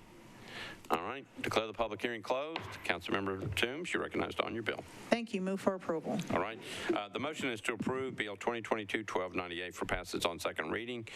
It's been properly seconded. Any discussion? All those in favor say aye. Opposed, no. You adopt. We're on item number 35, which we can take with item number 36. This is Councilmember Parker. Bill 2022-1299. It's an ordinance to amend Title 17 by changing from CS to CSNS zoning for properties located at 1218, 1224, 1236 Dickerson Pike, 5 Ligon Avenue, 1055 White Creek Pike, southwest corner of Ligon Avenue and Dickerson Pike, within the Dickerson Pike sign urban design overlay and the Skyline Redevelopment District, and partially located within a plan unit development overlay district. And BL 2022-1300, this is the ordinance to amend Title 17 by canceling a plan unit development located at 1055 White Creek Pike.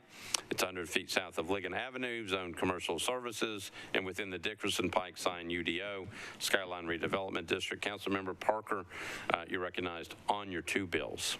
Thank you, Vice Mayor. I would like to open the public hearing. Okay, declare the public hearing on 1299 and 1300.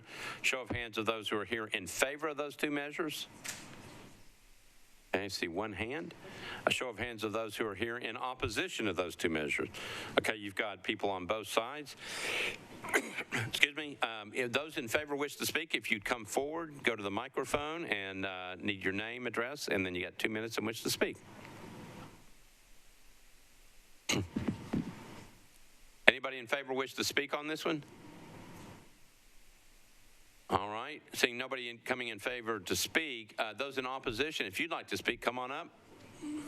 Anybody who wants to speak in opposition, come on up, and then I need your name, address, and then you'll have 2 minutes in which to speak. My name's Jeff Kendig. I own 27 Ligon Avenue, and I live at 1111 McGavick Pike in Nashville. Okay.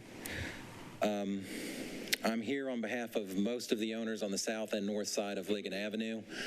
I spoke with Councilmember Parker today. He actually called me back last minute, and I do appreciate that. One of our neighbors indicated she was not noticed. I get a lot of notices. If you live in East Nashville, you get a lot of notices. So, and I've dealt with this process several times, so I'm sure I was noticed. I just probably didn't pay close enough attention, if I'm being candid. We're asking for a deferral. We're not asking for, we just want to get more information about the proposed development. When I talked to Councilman Parker today, he did indicate that there was a neighborhood meeting. No one on Ligon got notice that there was a neighborhood meeting or was invited. So we're not sure if that was the Dickerson Pike Merchants Association or one of the neighborhood associations.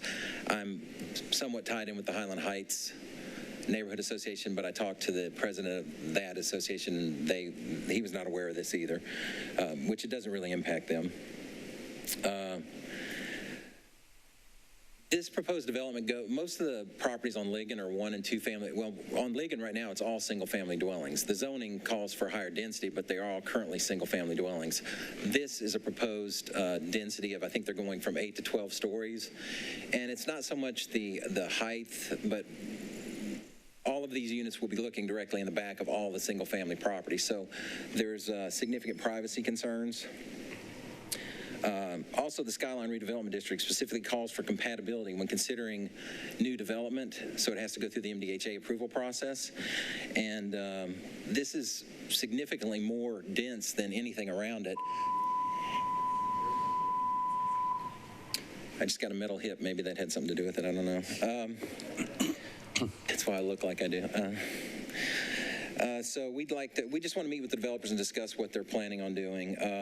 All the owners adjacent to the project would just like an opportunity to review it and see what because we're asking to remove the PUD. Once the PUD's removed, it was approved before, and some of the property owners had indicated, I'm not sure what the PUD calls for, but some of the property owners indicated that when they bought it, they thought that wouldn't be redeveloped, or they thought they knew it could, but they knew the PUD would have to be removed.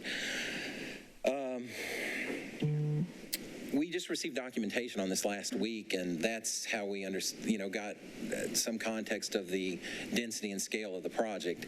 I think they're actually going before the BZA, and they're asking for a height adjustment and a setback adjustment, so we'll be at the BZA trying to understand exactly what they want to do. So I'll need to get you to kind of close up at this point. Okay, well, phase 2 of the project is what we're really worried about. It's White's Creek, what we'd like to discuss with them, and it's not for 3 years. I mean, the developer himself, one of our individuals that I know is familiar with knows the developer, and he said that it's not going to happen for 3 years. So if it's not going to happen for 3 years, all we're asking for is a deferral. We're not even sure we totally oppose this. We just want to be able to provide feedback and have our input heard and really understand how this is going to impact our property. So thank you for your time and consideration. All right, thank you. Does anybody else wish to speak on this one? All right, I'm going to declare the public hearing closed. Councilmember Parker, you're recognized. Thank you, Vice Mayor, and thank you, Mr. Kindig, for coming out as always. This is kind of an unusual project and an unusual entitlement strategy that we used. Most of what the developer is hoping to achieve is actually going before the BZA Thursday. But they did agree to rezoning the entire property to CSNS, which is sort of a lateral move in terms of density, but I think it was important for having community support and buy-in. We did have a community meeting that the developer held at Goodwood, which is it's a custom furniture shop right across the street from this area. And that was last week. I'm not sure what their noticing was for that, but I did get confirmation from planning staff that the planning hearing notices were sent out to these addresses. So we did get those mailed out. What I'd like to do today is go ahead and approve this on second. I'm going to ask the development team to meet between now and third reading with Jeff and the other neighbors on Ligon to satisfy their questions and their concerns. And then if that has not occurred by third reading, then I would expect we will all get an email from Mr. Kindig letting us know that has not occurred, and we can adjust course as needed at that point. All right, so the motion is to pass both 1299 and 1300 tonight on second reading. These things require 3 readings, so this is the second reading. That's your motion, properly seconded. Any discussion on the motion to pass both 1299 and 1300 on second reading tonight?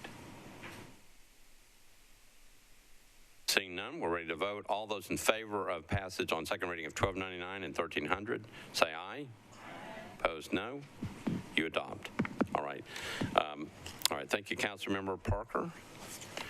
We are on Councilmember Taylor's bill. It's BL 2022-1301. It's item number 37 on the agenda. Ordinance to amend Title 17 by changing from RS5 to R6 zoning. Property located at 1720 Cockrell Street. It's 145 feet east of Dr. D.B. Todd Jr. Boulevard. It's 0.19 acres. Councilmember Taylor, you are recognized on your bill. Thank you. I'd like to open the public hearing, please. Okay, declare the public hearing open. A show of hands of those who are here in favor of the measure. Right, see a hand in the back. Show of hands of those who are here in opposition to the measure. Seeing nobody here in opposition, those in favor wish to speak? Nope. Declare the public hearing closed. Councilmember Taylor, you're recognized on your bill. Thank you. Move for approval. Councilmember Taylor has moved for approval of 2022-1301. Properly seconded. Any discussion on the bill? Seeing none, all those in favor of 2022-1301 for passage on second reading, say aye. Opposed, no. Bill passes on second reading. Councilmember Toombs, you're next. BL 2022-1302, ordinance to amend Title 17 by changing from R8 to IWD, zoning for property located at 439 Haney Avenue. It's 1195 feet north of Brick Church Pike. It's 0.19 acres. Councilmember Toombs, you're recognized. Thank you, Mr. Vice Mayor. Request to open a public hearing. I open up the public hearing. Show of hands of those who are here in favor of this measure. Show of hands of those who are here in opposition to this measure. Seeing no hands on either side, declare the public hearing closed. Councilmember Toombs, you're recognized on your bill. Thank you. I want to move approval on second and defer third reading to the first meeting in September. Okay, so the motion is to approve tonight on second and move third reading to which meeting in September? First meeting. First meeting in September. Okay. Okay. That's the motion, properly seconded. Any discussion on the motion? Seeing none, all those in favor of the motion say aye. Opposed, no. The motion passes. BL 2022-1302 is passed on second reading tonight, and third reading will be on the first meeting in September. All right. The next bill up is Councilmember O'Connell. It's BL 2022-1303, ordinance to amend Title 17 by changing from IWD to MUNA zoning. Property located at 19 Key Street, approximately 208 feet south of Hermitage Avenue. It's 0.13 acres. Councilmember O'Connell, you are recognized. Thank you, Mr. President. I'd like to open the public hearing, please. Okay, declare the public hearing open. A show of hands of those who are here in favor of this measure. Show of hands of those who are here in opposition to this measure. See nobody on either side. Declare the public hearing closed. Councilmember O'Connell, you're recognized on your bill. Thank you, Mr. President. I'd like to move approval. Councilmember O'Connell moves approval of 1303 for passage on second reading. Properly seconded. Any discussion? Seeing none, all those in favor of 2022-1303 for passage on second reading, say aye. Opposed, no. I think Councilmember Hancock pulled that one through. All right, so that one passes on second reading. All right, we are on BL 2022-1304 by Councilmember Hauser. Ordinance to amend Title 17 by amending a specific plan for property located at 505 Old Hickory Boulevard. It's 580 feet north of Ridge Lake Parkway, zone SP 5.08 acres. Councilmember Hauser, you're recognized on your bill.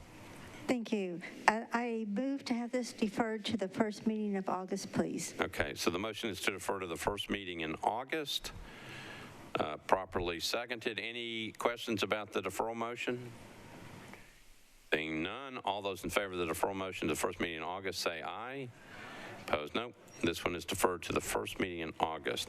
All right, we're on item number 41, BL 2022-1305 by Councilmember Van Rees, which we can take with 1306. 1305, ordinance to amend Title 17 by change from RS10 to SP zoning for properties located at 3039 and 3041 Hillside Road. It's 660 feet south of Broadmoor Drive, 3.16 acres, permit 30 multifamily residential units. And the companion bill is item number 42, BL 2022-1306, ordinance to authorize building material restrictions requirements for 1305. It's a proposed specific plan zoning district located at 3039 and 3041 Hillside Road, 660 feet south of Broadmoor Drive. Proposed ordinance requires certain materials to be restricted in the construction of buildings. Councilmember Van Rees, you are recognized on both those bills. Please open the public hearing. Declare the public hearing open on both 1305 and 1306. Show of hands of those who are here in favor of those two measures. All right, a show of hands of those who are opposed to those two measures. All right, seeing nobody on either side, declare the public hearing closed. Councilmember Van Rees, you're recognized on both those bills. Yes, Mr. Vice Mayor, I'd like to go ahead and move approval on passage on second and defer the third to the first meeting in August in anticipation of a clarifying amendment at that time. Okay. All right. So the motion tonight is to pass both 1305 and 1306 for passage on second, defer third reading until the first meeting in August. Correct. All right. That's the motion, properly seconded. Any discussion on the motion? Seeing none, all those in favor of the motion say aye. Opposed, no. Motion passes.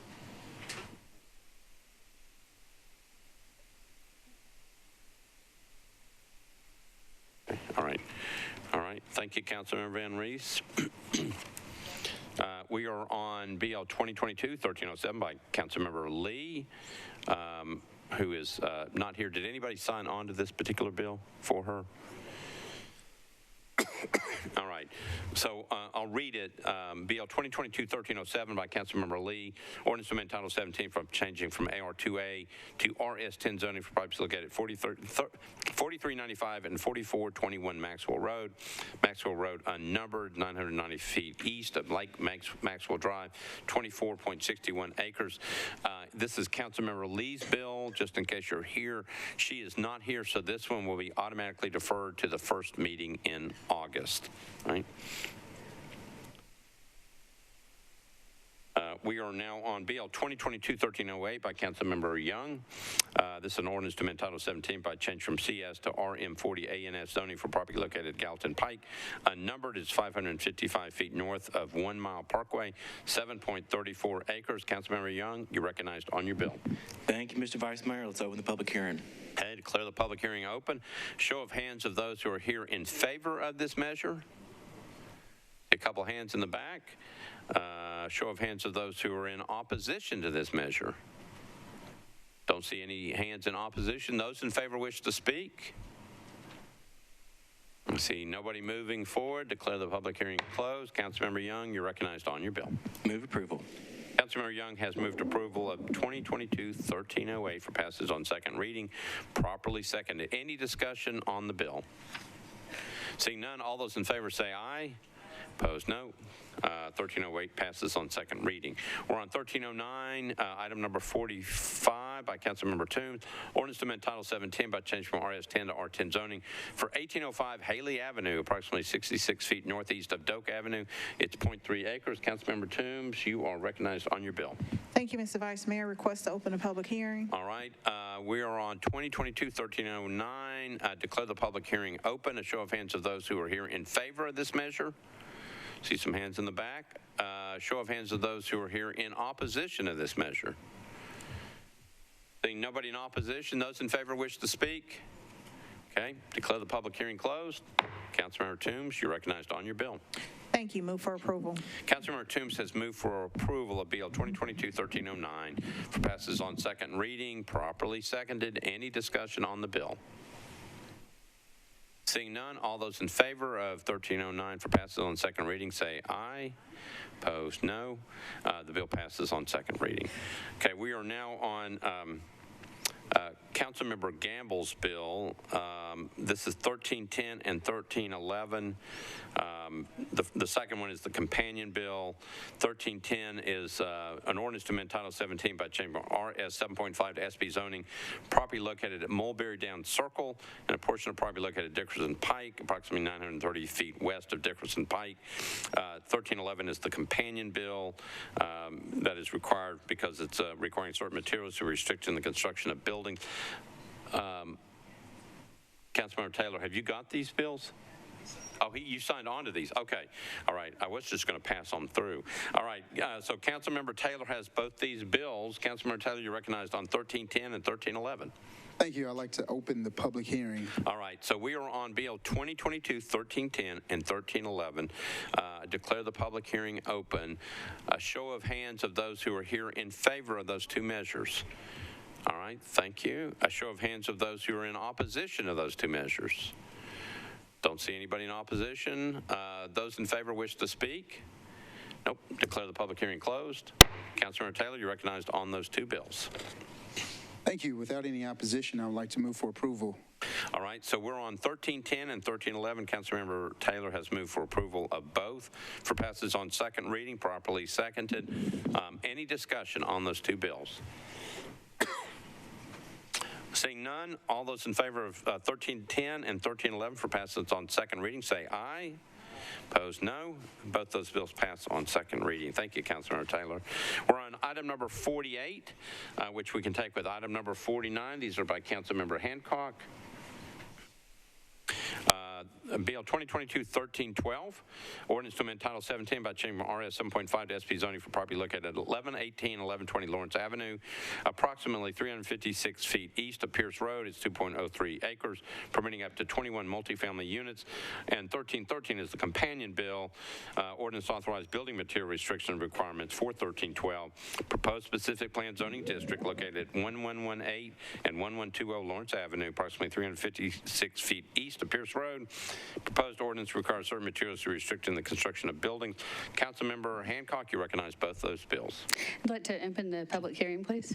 Declare the public hearing open on 1312 and 1313. Show of hands of those who are here in favor of those two measures. All right, I see a hand over there. Show of hands of those who are here in opposition to those two measures. Don't see anybody here in opposition. Those in favor wish to speak. All right, declare the public hearing closed. Councilmember Hancock, you're recognized on both those bills. I'd just like to mention that this is in cohesion with our Nashville Next plan, and I would like to move for approval. All right, so Councilmember Hancock has moved approval of 1312 and 1313 for passage on second reading. Properly seconded. Any discussion on the two bills? Seeing none, all those in favor of 1312 and 1313 for passage on second reading, say aye. Opposed, no. Both those bills pass on second reading. We're on item number 50 by Councilmember Toombs. BL 2022-1314, ordinance to amend Title 17 by changing from RS 7.5 to R6A, zoning for property located at 409 Tony Road.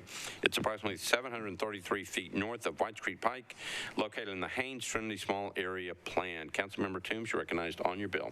Thank you, Mr. Vice Mayor. Request to open a public hearing. All right, declare the public hearing open. A show of hands of those who are here in favor of this measure. See a hand in the back. Show of hands of those who are here in opposition to this measure. Don't see anybody opposed. Would you like to speak of those in favor? Nope. Declare the public hearing closed. Councilmember Toombs, you're recognized on your bill. Thank you. Move for approval. Councilmember Toombs says move for approval of Bill 2022-1314 for passage on second reading. Properly seconded. Any discussion? Seeing none, all those in favor of Bill 2022-1314 for passage on second reading say aye. Opposed, no. You adopt. BL 2022-1315 and 1316 can be taken together. Is that right, Councilmember Young? Hold on. Is that okay? Thank you, Mr. Vice Mayor. It is quite okay. It is quite okay. Thank you. All right. Bill 2022-1315, ordinance to amend Title 17 by change from SCR and R6 to CS zoning on a portion of property located at Conference Drive, unnumbered corner of Conference Drive and Vietnam Veterans Boulevard North, 2.35 acres within a planned unit development. And Bill 2022-1316 by Councilmember Young, ordinance to amend Title 17 by canceling a planned unit development on property located at Conference Drive and the corner of Conference Drive and Vietnam Veterans Boulevard North, 2.35 acres, zone R6 and SCR. All of this for Councilmember Young. You're recognized. Thank you again, Mr. Vice Mayor. Let's open the public hearing. All right, let's do it.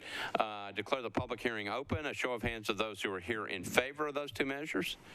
Right? See a hand in the back. A show of hands of those who are here in opposition to those two measures. All right. Would you like to speak? Those in favor? Okay. Declare the public hearing closed. Councilmember Young, you're recognized on your two bills. Thank you, Mr. Vice Mayor. I will move approval with just a brief comment that I sure hope Councilman O'Connell votes yes, as this is related to a mall property that in the past he has expressed interest in purchasing. Oh, okay. Well, then he may have to not vote on this because he may have a conflict. Bill 2022-1315 and 1360, there's a motion to move for passage, properly seconded. Any discussion? Councilmember O'Connell, you're recognized. Is this to abstain, or what is it? Well, I thought seriously about abstaining. I did want to ask the sponsor if he got this particular shirt at Dillard's. Councilmember Young, your name has been called. Point of order, I did not call him by name. Well, I don't care. Go ahead and tell us if you got it. Rules, what are those? Rules, I don't know. not be endorsing any particular retail store unless it's located in District 10, which Dillard's is. Councilmember Young, you didn't answer the question. I've gotten good at being a councilman, can't you tell? Yeah, that's very good. All right, so the motion is to approve both BL 2022-1315 and 1316 on second reading. It's been properly seconded. All those in favor of the motion to approve say aye. Aye. Opposed, no. Both those bills pass. All right. We're on BL 2022-1317 by Councilmember Parker. Ordinance to amend Title 17 by applying a contextual overlay district to various properties located east of Ellington Parkway, zoned RS5 and SP is 48.55 acres. Councilmember Parker, you're recognized on the bill.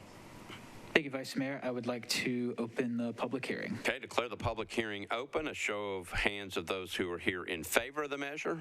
See a hand in the back. Show of hands of those who are here in opposition to the measure. Okay, we have opposition. All right, for those who are here in favor, if you'd like to come up and speak, I will need your name, address, and then you'll have 2 minutes in which to speak. Anybody in favor wishing to speak on this one, come on and line up, and then I'll go to those who are in opposition. Good evening. I need name, address, 2 minutes. Hi, my name is Blue Sanders, 301 Neal Avenue, in favor of contextual overlay and the DADU bill after it. We've been working a long time on getting our neighborhood the ability to do some different things in the neighborhood, and I think the most important thing we have to understand is that it's a neighborhood. It's not individual houses. I get the desire to not want to restrict your individual home, want to build the biggest home you can build. I live on the edge of the neighborhood right against RM20, which is a bit of a disaster for me. I've got massive 4 on a lot right across the street from me. They tower over me. I have zero privacy. There's nothing I can do about it, but there are things we can do about it with a contextual overlay. I think it's reasonable, and I support it. Okay, thank you. Anybody else wishing to speak in favor? All right, those in opposition? Anybody wishing to speak in opposition, come on forward. Name, address, and then you'll have 2 minutes in which to speak. Good evening. My name is Lauren Kolaric, and I live at 928 Marina Street. I'm opposed to the contextual overlay because I feel that it unnecessarily restricts development by imposing restrictions on current property owners who have not opted into or agreed to these restrictions, essentially stripping them of their property rights without their consent. Also, the impact of these restrictions varies from neighbor to neighbor, which has the potential to produce arbitrary, unequal, and unjust results. And this in turn could transform the character of the neighborhood rather than preserve it at the expense of some, but to the benefit of others, and all based on the luck of the draw of where you are located within the neighborhood block and who your neighbors are on either side. Thank you. All right, thank you. Anybody else wishing to speak? All right, seeing none, declare the public hearing closed. Councilmember Parker, you're recognized on your bill. Thank you, Vice Mayor. And I'd like to provide just a little bit of context here. So this contextual overlay is sort of paired with a DADU overlay for the neighborhood. We've talked since before my term began in this neighborhood about sort of these competing tensions of wanting a little more ability to utilize your property, to be able to generate more income, et cetera, and the tensions of, wanting to preserve the parts of the neighborhood that are not under a historic overlay. And this contextual overlay is not as restrictive as the historic overlay on the other half of the neighborhood.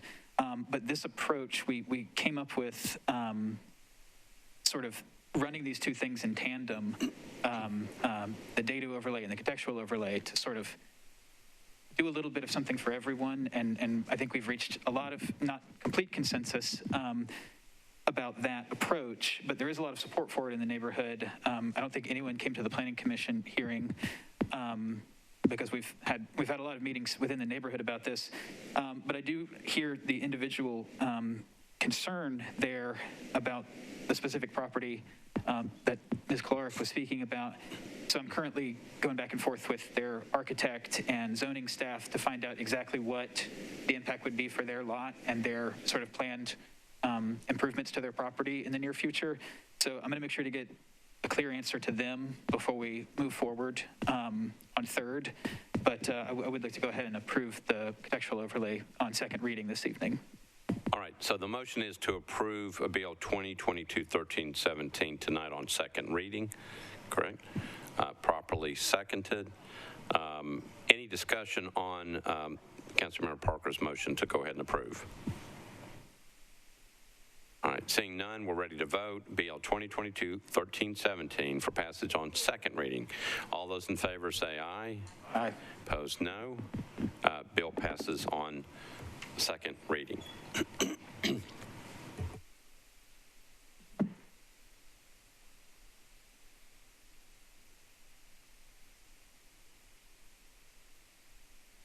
All right, we are on BL 2022-1318 and 1319. We can take those two together. These are by Councilmember Hager. 1318, ordinance to amend Title 17 by changing from R10 to SP zoning for a portion of property located at 1102 Robinson Road, approximately 500 feet east of Anita Drive, 4.49 acres, permit 40 multi-family units. And 1319 is a companion bill. Ordinance to authorize building material restrictions and requirements, proposed specific plan zoning district located at 1102 Robinson Road, 500 feet east of Anita Drive. Proposed ordinance requires certain materials to be restricted in the construction of buildings. Councilmember Hager, you're recognized on both those bills. Thank you, Vice Mayor. Can I open the public hearing, please? Going to open the public hearing. A show of hands of those who are here in favor of those two measures. All right, see some hands in the back. A show of hands of those who are here in opposition to those two measures. Seeing nobody in opposition, those in favor wish to speak. All right, declare the public hearing closed. Councilmember Hager, you're recognized on your bill. Move for passage, please. Councilmember Hager has moved for passage of 1318 and 1319 for passage on second reading. Properly seconded. Any discussion on those two bills? Seeing none, all those in favor of 1318, 1319 for passage on second reading say aye. Opposed, no. Both those bills pass.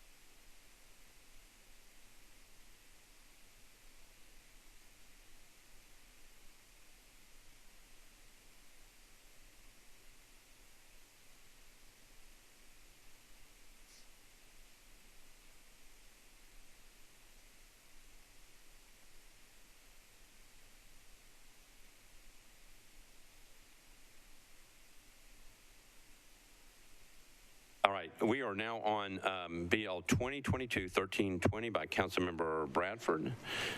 This is an ordinance to amend Title 17 from changing from CN R15 and R20 to SP zoning for property located at Pleasant Hill Road, approximately 970 feet east of Bell Road, is 5.25 acres. Councilmember Bradford, you are recognized on your bill. Thank you, Vice Mayor. I would like to open the public hearing. Declare the public hearing open. We're on BL 2022-1320. A show of hands of those who are here in favor of the measure. All right. Series of hands in the back. A show of hands of those who are here in opposition to the measure. I don't see any hands in opposition. Those in favor wish to speak. All right, declare the public hearing closed. Councilmember Bradford, you're recognized on your bill. All right, I would like to move for approval with a brief comment. All right, the motion is to approve 1320, properly seconded. Back to you. Thank you. I'm really excited about this project. It's going to be one of the first new businesses moving into the district. I'm also excited about the fact that it's a LGBTQ owned and operated business. So I'm really excited about this opportunity, and I'm excited about the enthusiasm the owner has about coming to the area and helping be a part of the area and being a part of community cleanups and just being a positive influence in the community. So with that, I'm renew my motion for approval. All right, so Councilmember Bradford has moved approval of Bill 2022-1320 for passage on second reading. It was properly seconded. Any discussion on the bill? All those in favor of 1320 for passage on second reading, say aye. Opposed, no. You adopt. We're on item number 57 by Councilmember Withers, Bill 2022-1321, ordinance to amend Title 17 by change from CS and IR to SP zoning. Property is located at 501 and 515 Crutcher Street, northeast corner of Crutcher Street and South 5th Street, 6.82 acres. Councilmember Withers, you're recognized on your bill. Thank you, Mr. Vice Mayor. I'd like to open the public hearing, please. Declare the public hearing open. We're on Bill 2022-1321. Show of hands of those who are here in favor of this measure. Show of hands of those who are here in opposition to this measure. I saw half a hand in favor, I think, in the back. I'd see no hands in opposition. Anybody wishing to speak on this one? All right, seeing none. Declare the public hearing closed. Councilmember Withers, you're recognized. Thank you, Mr. Vice Mayor. I'd like to leave the public hearing closed on this, but to defer second reading to the first meeting in August with a brief comment. All right, so the motion is to defer second reading, not to vote tonight, but to defer second reading to the first meeting in August. Okay, that's the motion, properly seconded. Back to you. Thank you so much, Mr. Vice Mayor. This property is a mulch yard property at 5th and Crutcher that has been there for a long time. I appreciate the property owner's patience with myself and Metro Planning. The property owner had wanted to move it to mixed uses, which I generally support for that area, and obviously the plan supports it, but we have requested deferrals quite a few times while Metro Planning and Metro Departments have been looking at the infrastructure requirements that we're going to need for the East Bank planning study. And so for this one, heard nothing but great things from the community. Due to a little bit of a mix-up, for a lot of these SPs, we do have a companion ordinance that takes that handles the materials restrictions. When this one was filed, we did not also file the materials one, so that one is following close behind it. So there will be a second opportunity, I guess, at a public hearing on the companion item next month. We just want all of them to track together so that everything will pass together in tandem at the second meeting in August. So with that, I renew my motion for a deferral of second reading to the first meeting in August. All right, so you've heard the motion, properly seconded. Any discussion on the motion? Seeing none, all those in favor of the motion say aye. Aye. Opposed, no. You adopt. First meeting in August is when you'll take it up on second reading. Item number 58 by Councilmember Parker, Bill 2022-1322, an ordinance to amend Title 17 by applying a detached accessory dwelling unit overlay district to various properties located west of Gallatin Avenue, east of Ellington Parkway, Zone RS5 at 75.01 acres. Councilmember Parker, as he runs back to his desk. Thank you, Vice Mayor. I would like to open the public hearing. Okay, declare the public hearing open. Show of hands of those who are here in favor of this measure. I see one hand in the back. Show of hands of those who are here in opposition to this measure. Seeing nobody in opposition, would you like to speak? Those in favor? Contemplating. This is his chance to be on television. Here he comes. Not here all night. You might as well. Name, address, 2 minutes. Hi, it's Blue Sanders again, 301 Neal. This is the one that I'm most excited about. I looked at my old messages with Leslie Boone, our sort of neighborhood leader, and there was a message from 2016 when we first started talking about this legislation, and that was probably Scott Davis's time. Everybody around us can do whatever the people right next to me can do whatever they want. In RM20, Cleveland Park can build dadoos. There's dadoos everywhere. We need them. We could use the density. I think it's a great idea for a neighborhood. I support it. All right, thank you. Anybody else wishing to speak on this one? Okay. Declare the public hearing closed. Councilmember Parker, you're recognized. Thank you, Vice Mayor. As Mr. Sanders said, this is sort of the companion bill to the contextual overlay, the approach that we came up with for the neighborhood. So I would just ask that we go ahead and move this for approval. All right, so the motion is to approve 1322 for passage on second reading, properly seconded. Any discussion? Seeing none, all those in favor of Bill 2022-1322 for passage on second reading, say aye. Opposed, no. Passes on second reading. The next one is by Councilmember Sledge. Did anybody sign on to this bill? Oh, Councilmember Welsh. Okay, we're on Bill 2022-1323, ordinance to amend Title 17 by change from IWD to MULA-NS zoning for properties located at 2251 Winford Avenue and 802 Longview Avenue, approximately 92 feet north of Eugenia Avenue. It's 0.72 acres. Councilmember Welsh, you're recognized on the bill. Thank you, Mr. Vice Mayor. I'd like to open the public hearing. Declare the public hearing open. A show of hands of those who are here in favor of this measure. Right, some hands in the back. Show of hands of those who are here in opposition to this measure. Don't see anybody in opposition. Those in favor wish to speak. Declare the public hearing closed. Councilmember Welsh, you're recognized. Thank you. I'd like to move to approve. All right, Councilmember Welsh has moved to approve Bill 2022-1323 for passage on second reading, properly seconded. Any discussion on the bill? Seeing none, all those in favor of Bill 2022-1323 for passage on second reading, say aye. Opposed, no. You adopt. Item number 60, Bill 2022-1324 by Councilmember Nash. Ordinance to amend Title 17 by change from AR2A to RS10 zoning. Property located at 219 Tusculum Road, approximately 440 feet west of Old Tusculum Road, 3.3 acres. Councilmember Nash, you're recognized. Thank you, Mr. Vice Mayor. Please open the public hearing. I would be pleased to. I declare the public hearing open. A show of hands of those who are here in favor of this measure. Okay. Show of hands of those who are here in opposition to this measure. Nobody in opposition? Would you like to speak in favor? Nope. Declare the public hearing closed. Councilmember Nash, you're recognized. Move for approval. Councilmember Nash moves for approval of Bill 2022-1324 for passage on second reading. Properly seconded. Any discussion? Councilmember O'Connell, you're recognized. Thank you, Mr. President. Just like to congratulate the gentleman from District 27 on his first item at public hearing for rezoning. Thank you, Councilmember O'Connell. I have no comment. Thank you. All right, so Councilmember Nash has moved approval of 1324 for passage. Councilmember O'Connell seconds that motion. Any other discussion? Seeing none, all those in favor of 1324 for passage on second reading say aye. Opposed, no. You adopt. All right, we're on BL 2022-1325 by Councilmember Van Rees. This is an ordinance to amend Title 17 by changing from CS and IWD to MUGA zoning for property located at 625 Gallatin Pike, approximately 970 feet south of Nesbitt Lane. It's 3.05 acres. Councilmember Van Rees, you're recognized. Let's open the public hearing. All right, let's do it.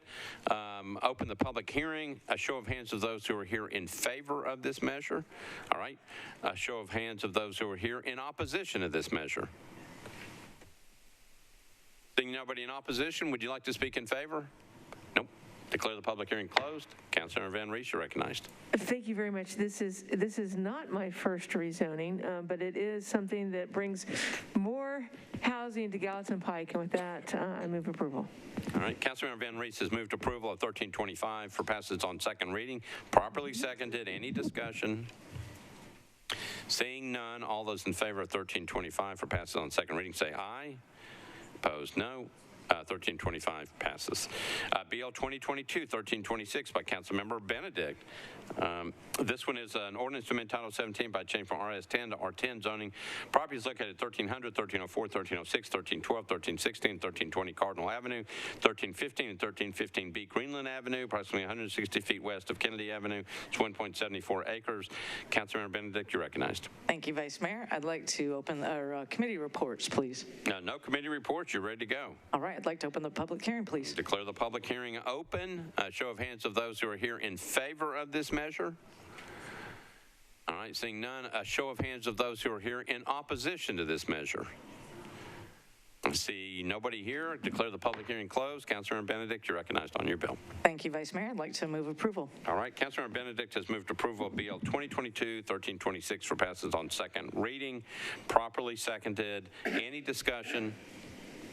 Seeing none, all those in favor of BL 2022-1326 for passage on second reading say aye. Opposed, no. That bill passes. And the last bill on bills on public hearing, this is BL 2022-1327 by Councilmember O'Connell. Ordinance to amend Title 17 by change from R to MUNA-NS zoning for property located at 1312 3rd Avenue North, approximately 220 feet north of Monroe Street, 0.26 acres within the Germantown Historic Preservation District and the Phillips Jackson Street Redevelopment District. Councilmember O'Connell, you're recognized. Thank you, Mr. President. I'd like to open the public hearing, please. Declare the public hearing open. A show of hands of those who are here in favor of this measure. Show of hands of those who are here in opposition to this measure. See nobody on either side. Declare the public hearing closed. Councilmember O'Connell, you're recognized on your bill. Thank you, Mr. President. I'd like to move approval with brief comment. All right. The motion is to approve. Properly seconded. Back to you. Thank you. Once again, you can see this one is in the Germantown Historic Preservation District, and the neighborhood worked closely with the project team to make sure this was something that would be reasonable within that historic area. So with that, I'd like to renew my motion. All right. So the motion is to approve. Again, it was properly seconded. Any discussion? All those in favor say aye. Opposed, no. You adopt. That completes 63 bills on public hearing and resolutions. All right. Councilmember Porterfield, you are recognized. Thank you, Vice Mayor. I would like to move up. Please forgive me. I'm pulling up my item number here. That's okay. I believe Councilmember Porterfield would like to move up item number 89. Yes, item number 89. Thank you so much, Vice Mayor. All right, so there is a request by Councilmember Porterfield to move to the front of the consent calendar, RS 2022-1635. We have a lot of people still here in the back, and we obviously have still a full calendar. She'd like to go ahead and move it up to the front. Is there objection to moving it up to the front so we can go ahead and talk about it? Any objection? All right, seeing none, we are now on RS 2022-1635. This is a resolution sponsored by council members Porterfield, Sepulveda, Mendez, Benedict, a host of other council members. A resolution opposing the decision of the Supreme Court of the United States in Dobbs versus Jackson Women's Health Organization, which overturned Roe versus Wade. Councilmember Porterfield, you are recognized. Thank you, Vice Mayor. Can I get committee reports, please? Rules Committee, Councilmember Murphy, you're recognized. Thank you. We had 4 in favor and 1 abstention. Okay. Councilmember Porterfield, you're recognized on your resolution. Thank you, Vice Mayor. I'm asking my colleagues to support this resolution. There's been a lot of conversation about this and about what it does and what it does not do. And one thing that's really important is that we send a strong message to the people of Nashville that we are in support of an individual's reproductive rights. These are private decisions that should be made by individuals in tandem with their healthcare providers. And we just want to do everything that we can to make sure that there's no harassment of any individual that chooses to explore any reproductive rights options that they may have, which would include ensuring that MMPD makes this their lowest priority. We know that, we're understaffed when it comes to police officers in the city, and they're doing the best that they can. They should not waste any time investigating any allegations of abortions.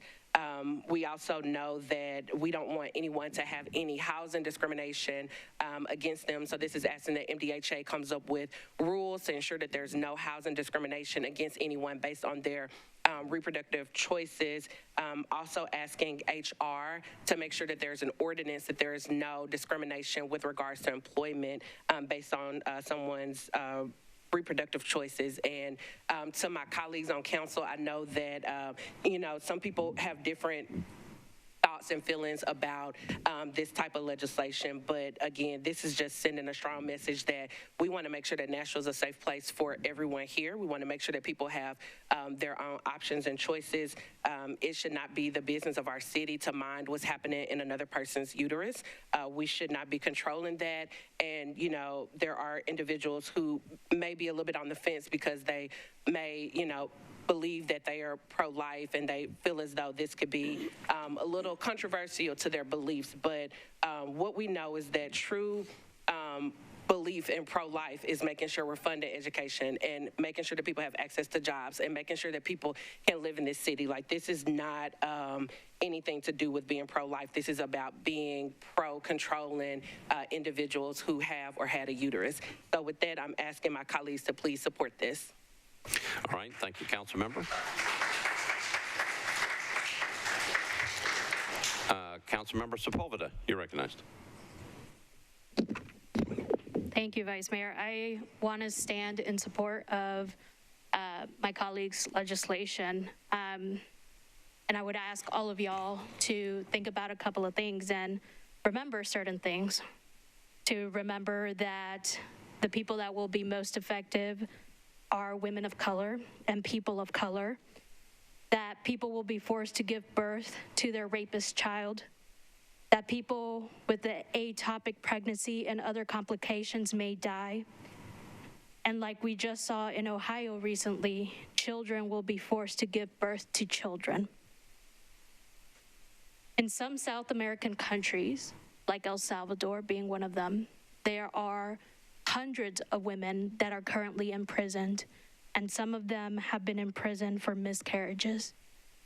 And that shouldn't be happening here. And none of us are free until we all are free. And so we need to take care of our people, and we need to take care of our Metro employees, and we need to take care of the people here in Nashville who it's going to affect.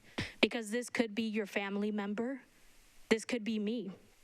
And doing nothing is not an option. So I would ask all of you to think and think hard. Would you want this to happen to your daughter, to your child, to your neighbor? This affects all of us. I would ask you all to vote in favor. All right, thank you.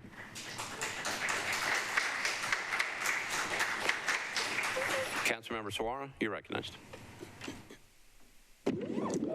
Thank you, Vice Mayor. When the decision was made, I posted a story on my social media about a Dr. Goldbert's Ayat that had an abortion in a trimester of a pregnancy. The child she was carrying was brain dead, and doctors said that the child had no chance of surviving if she should actually have the child. What was very poignant about her story was that when she wrote it, she said, we consulted our doctors, we prayed about it, and then we made a decision for our child. Oftentimes when people start talking abortion and things like that, they made it a faith issue. And I think we're transgressing. There should be a separation of state and church. But I also think that the decision about what somebody does should be left to them, their doctors, and their priests on whatever decision they need to make. It should not be the state's place to be able to tell people what they need to do or not do with their body and with their decision. No woman wakes up and said, I'm going to kill my child.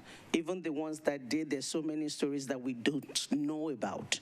And so I think to have a blanket issue that covers everybody and just assume that everybody's just killing their baby, I think is very wrong, and I think it's inappropriate, and I think we need to leave the decisions to the woman to choose what is best for her, with her family, with a doctor, with a priest, with her mind, with whatever she needs to make the decision.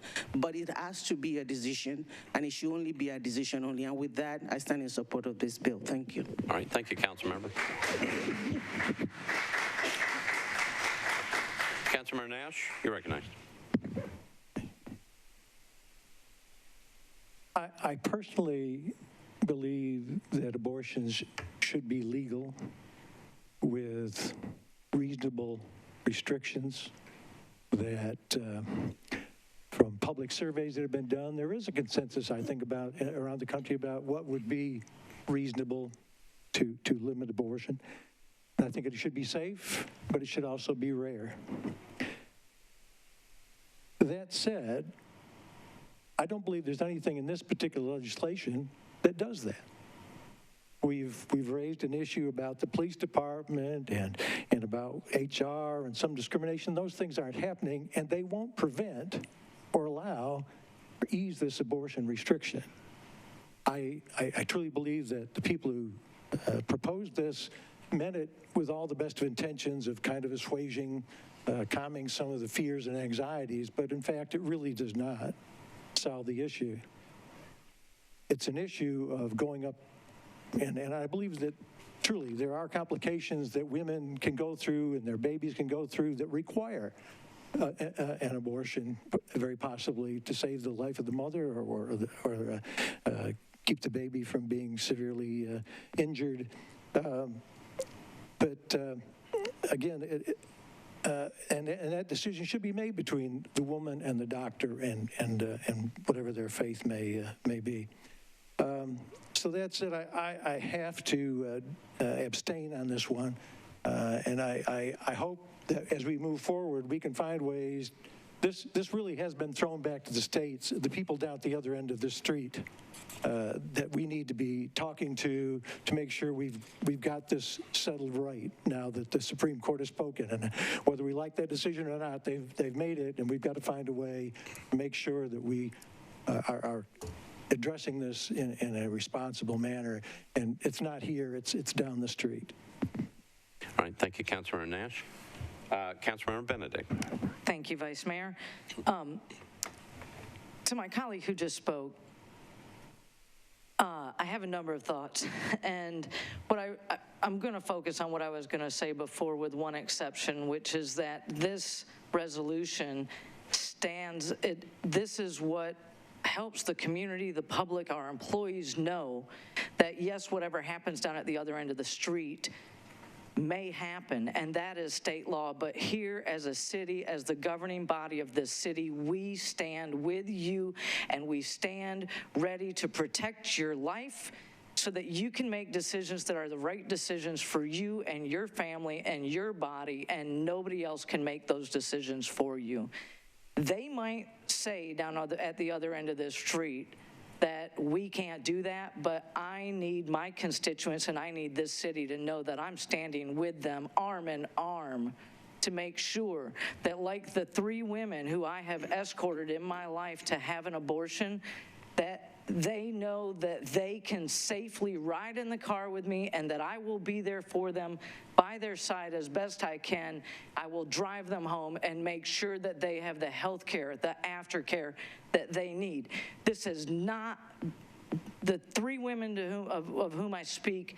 This was one of the most difficult, if not the most difficult decision of their lives. I'm grateful to have been by their side, and I hope that they felt supported by that. But they live with that for the rest of their lives. They're still living with that. They have the right to make that decision, though it was their body with their doctor, and it's not any government's job to step in and make a decision that is not what that woman might want, not what that family might want. With that, I am a co-sponsor of this bill proudly, and I appreciate the sponsors for bringing it to the floor. There is a group in the back of the room who shared this with me. It is, as of today, 686 signatures from the community who are calling on this body to pass this resolution.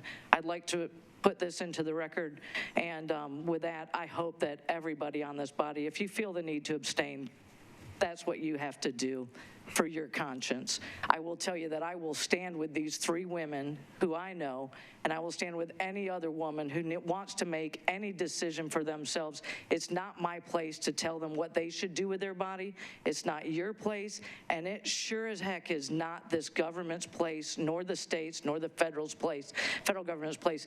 You have the right, and I honor and respect and will support you however you want to legally take care of your body, whether that requires getting out of the state, whatever we have to do. I'm with you, and we will make sure that you are kept whole and made. I'm with you. You're safe. Thank you. All right, thank you.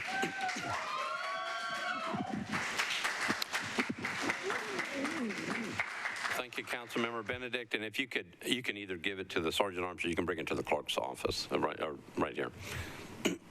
Thank you. All right, Councilmember Welsh, you're recognized. Thank you, Mr. Vice Mayor. As a woman who has had an abortion, I know how important it is to have full bodily autonomy and the ability to make my own reproductive health decisions. I know that my life would not be where it is today, and I would not have accomplished what I have accomplished in my life, and I would not have the beautiful family that I have in my life if I had not been able to make that decision at that point in time in my life when it was the only decision that was right for me. I will not consent to illegitimate power wielded by a Christo-fascist court, which is refusing to acknowledge the humanity of the people of this country. Women's rights are human rights. LGBT rights are human rights. All of these rights are all strung up together, and when we give away one right, we give away all rights ultimately, and I will not do it. I will not see my daughter have fewer rights than me as she grows up and makes decisions as she moves forward in her life, and no one else should either. And to respond to my colleague who spoke earlier about the Supreme Court, yes, they made this decision, but nothing in the Constitution says I have to follow that decision. That rhetorical sword swings both ways, and I will not consent, and I hope that none of my colleagues ever will, and I ask you all to support this so we show everyone here in this city and this state that we stand up for all human rights always. Thank you. Thank you, Councilmember.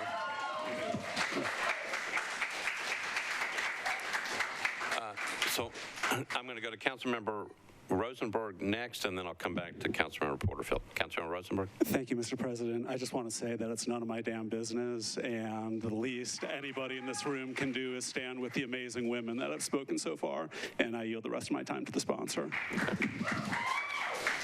Councilmember Porterfield, you're recognized. Thank you, Vice Mayor. I just wanted to address a few things. Like, I don't want us to derail this conversation.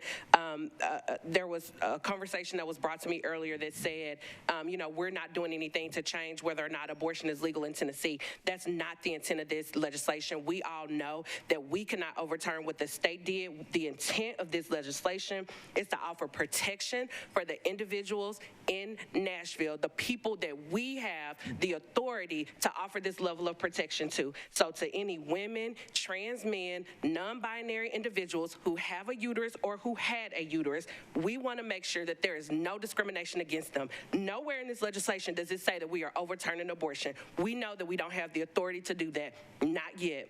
But we're going to fight this at every level of government because we have to make sure that we are protecting the people of Nashville. So with that, I renew my motion and ask my colleagues to support this resolution. All right, thank you, Councilmember.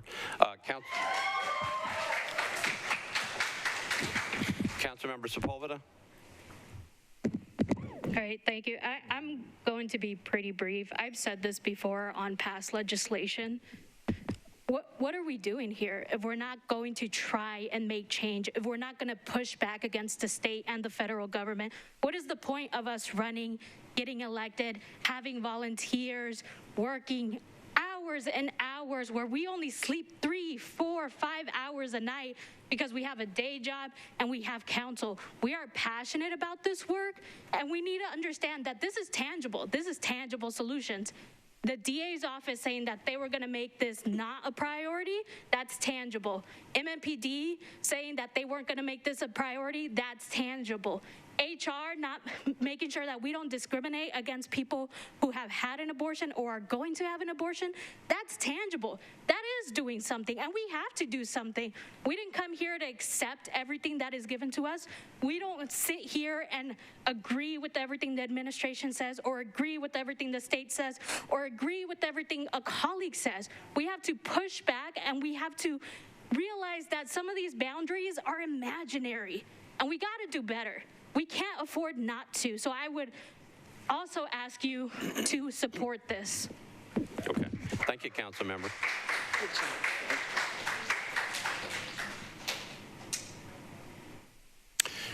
All right. Anybody else wants to speak on the resolution? All right. Seeing none, we are ready to vote. I know we have one abstention. We'll try by voice vote. All those in favor of passage of Resolution RS 2022-1635 say aye. Aye. Opposed, no. Abstentions? 1. All right. So pursuant to the rules, I can do it that way. Councilmember Nash will be listed as abstaining. The vote passes unanimously with 1 abstention. All right.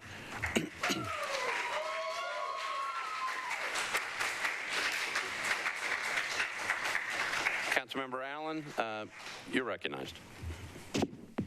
Thank you, Mr. Vice Mayor. I would like to also ask to bring item 89 plus, which is RS 2022, maybe 1636, a late filed resolution on this same topic, so that we can also discuss it while folks in the back. Okay, so this is a late file resolution. What she's named it 89 plus. So we have a couple of 89 pluses. This is one of those. This is a late file resolution. Let me read the caption, and then we'll figure out what the Rules Committee did. It's a resolution requesting that the Metropolitan Employee Benefit Board assess the current availability of benefits providing transportation, accommodation, and related costs when necessary to obtain medical treatment unavailable in Tennessee, and to extend such coverage if not currently provided. This is a late file resolution. Councilmember Allen, did you all go to the Rules Committee?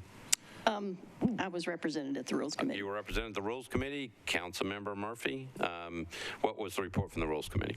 We are perfectly all right with the suspension of the rules. And as to the content of the resolution, we supported it 5 in favor, 0 against. All right, so you got the committee report. Councilmember Allen, you need to suspend the rules to get this. Thanks. I will need to ask for suspension of the rules, please. All right, so Councilmember Allen has moved to suspend the rules to get this late file resolution before this body tonight.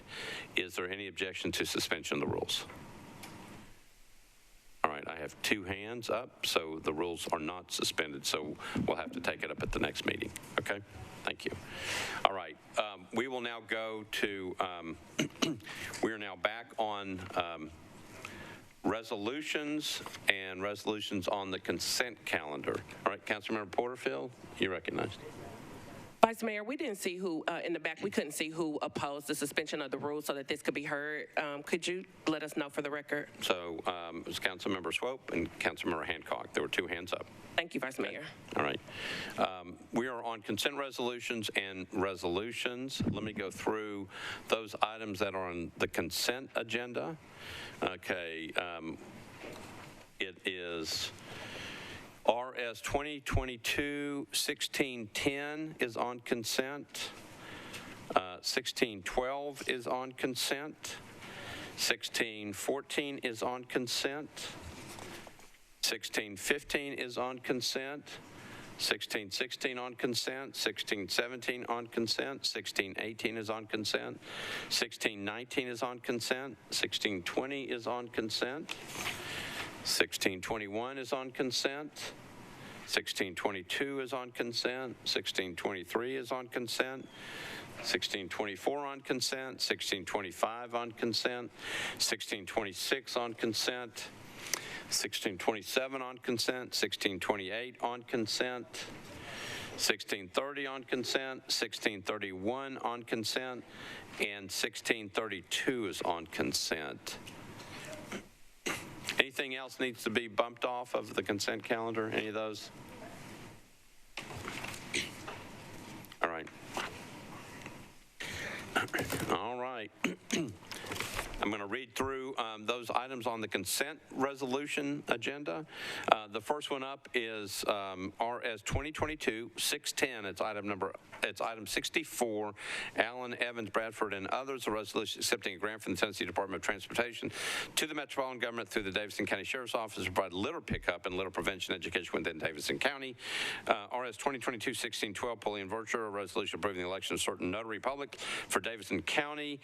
Item number 68. RS 2022-1614 by Allen, Withers, and Evans.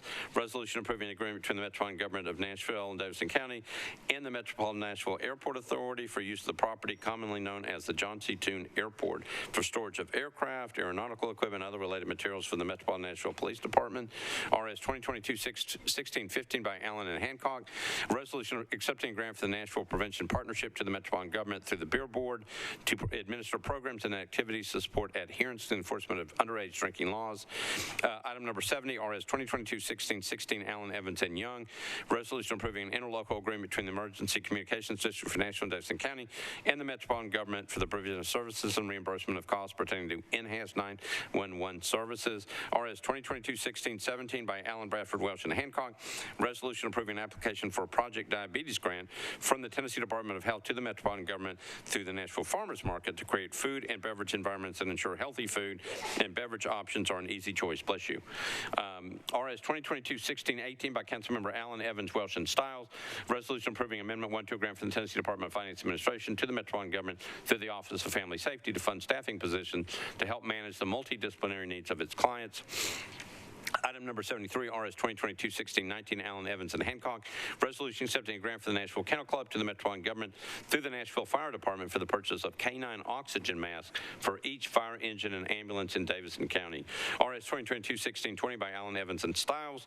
Resolution approving the First Amendment to an agreement between the Metropolitan Government of Nashville and Davidson County and Zoll Medical Corporation to provide cardiac monitors, automated external defibrillators, accessories, and the performance of preventative maintenance and repairs for the Nashville Fire Department. Item number 75, RS 2022-1621, Allen, Evans, and Hancock. Resolution approving an application for a port security grant for the U.S. Department of Homeland Security to the Metropolitan Government through the Office of Emergency Management to improve the detection, deterrence, prevention, and response to hazards in the Port of Nashville by providing a multi-use, multi-hazard watercraft for critical infrastructure water patrols. RS 2022-1622 by Allen and Evans. Resolution accepting the terms of a cooperative purchasing master agreement for a temporary rehab tent system for the Metropolitan Nashville Police Department. RS 2022-1623, Allen, Evans, and Welsh. Resolution approving a contract for services by and between the Metropolitan Government acting through the Board of Health and Vanderbilt University Medical Center's Pediatric Primary Care Clinic to communicate with individuals and families to increase WIC program benefits, to increase WIC program participation. RS 2022-1624, Allen, Evans, Welsh, and Hancock. Resolution approving a contract between the Metropolitan Government acting by and through the Board of Health and the Tennessee Department of Health to provide for administering environmental health programs. RS 2022-1625, Allen, Bradford, and Welsh.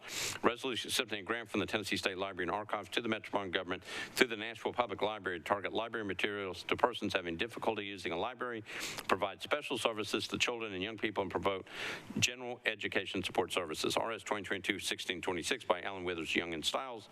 Resolution accepting a federal COVID relief funds for transportation improvements grant, approving an intergovernmental agreement between TDOT to the Metropolitan Government through NDOT and multimodal infrastructure for the acceptance of work in connection with the construction, pedestrian safety, and multimodal intersection improvements at various locations.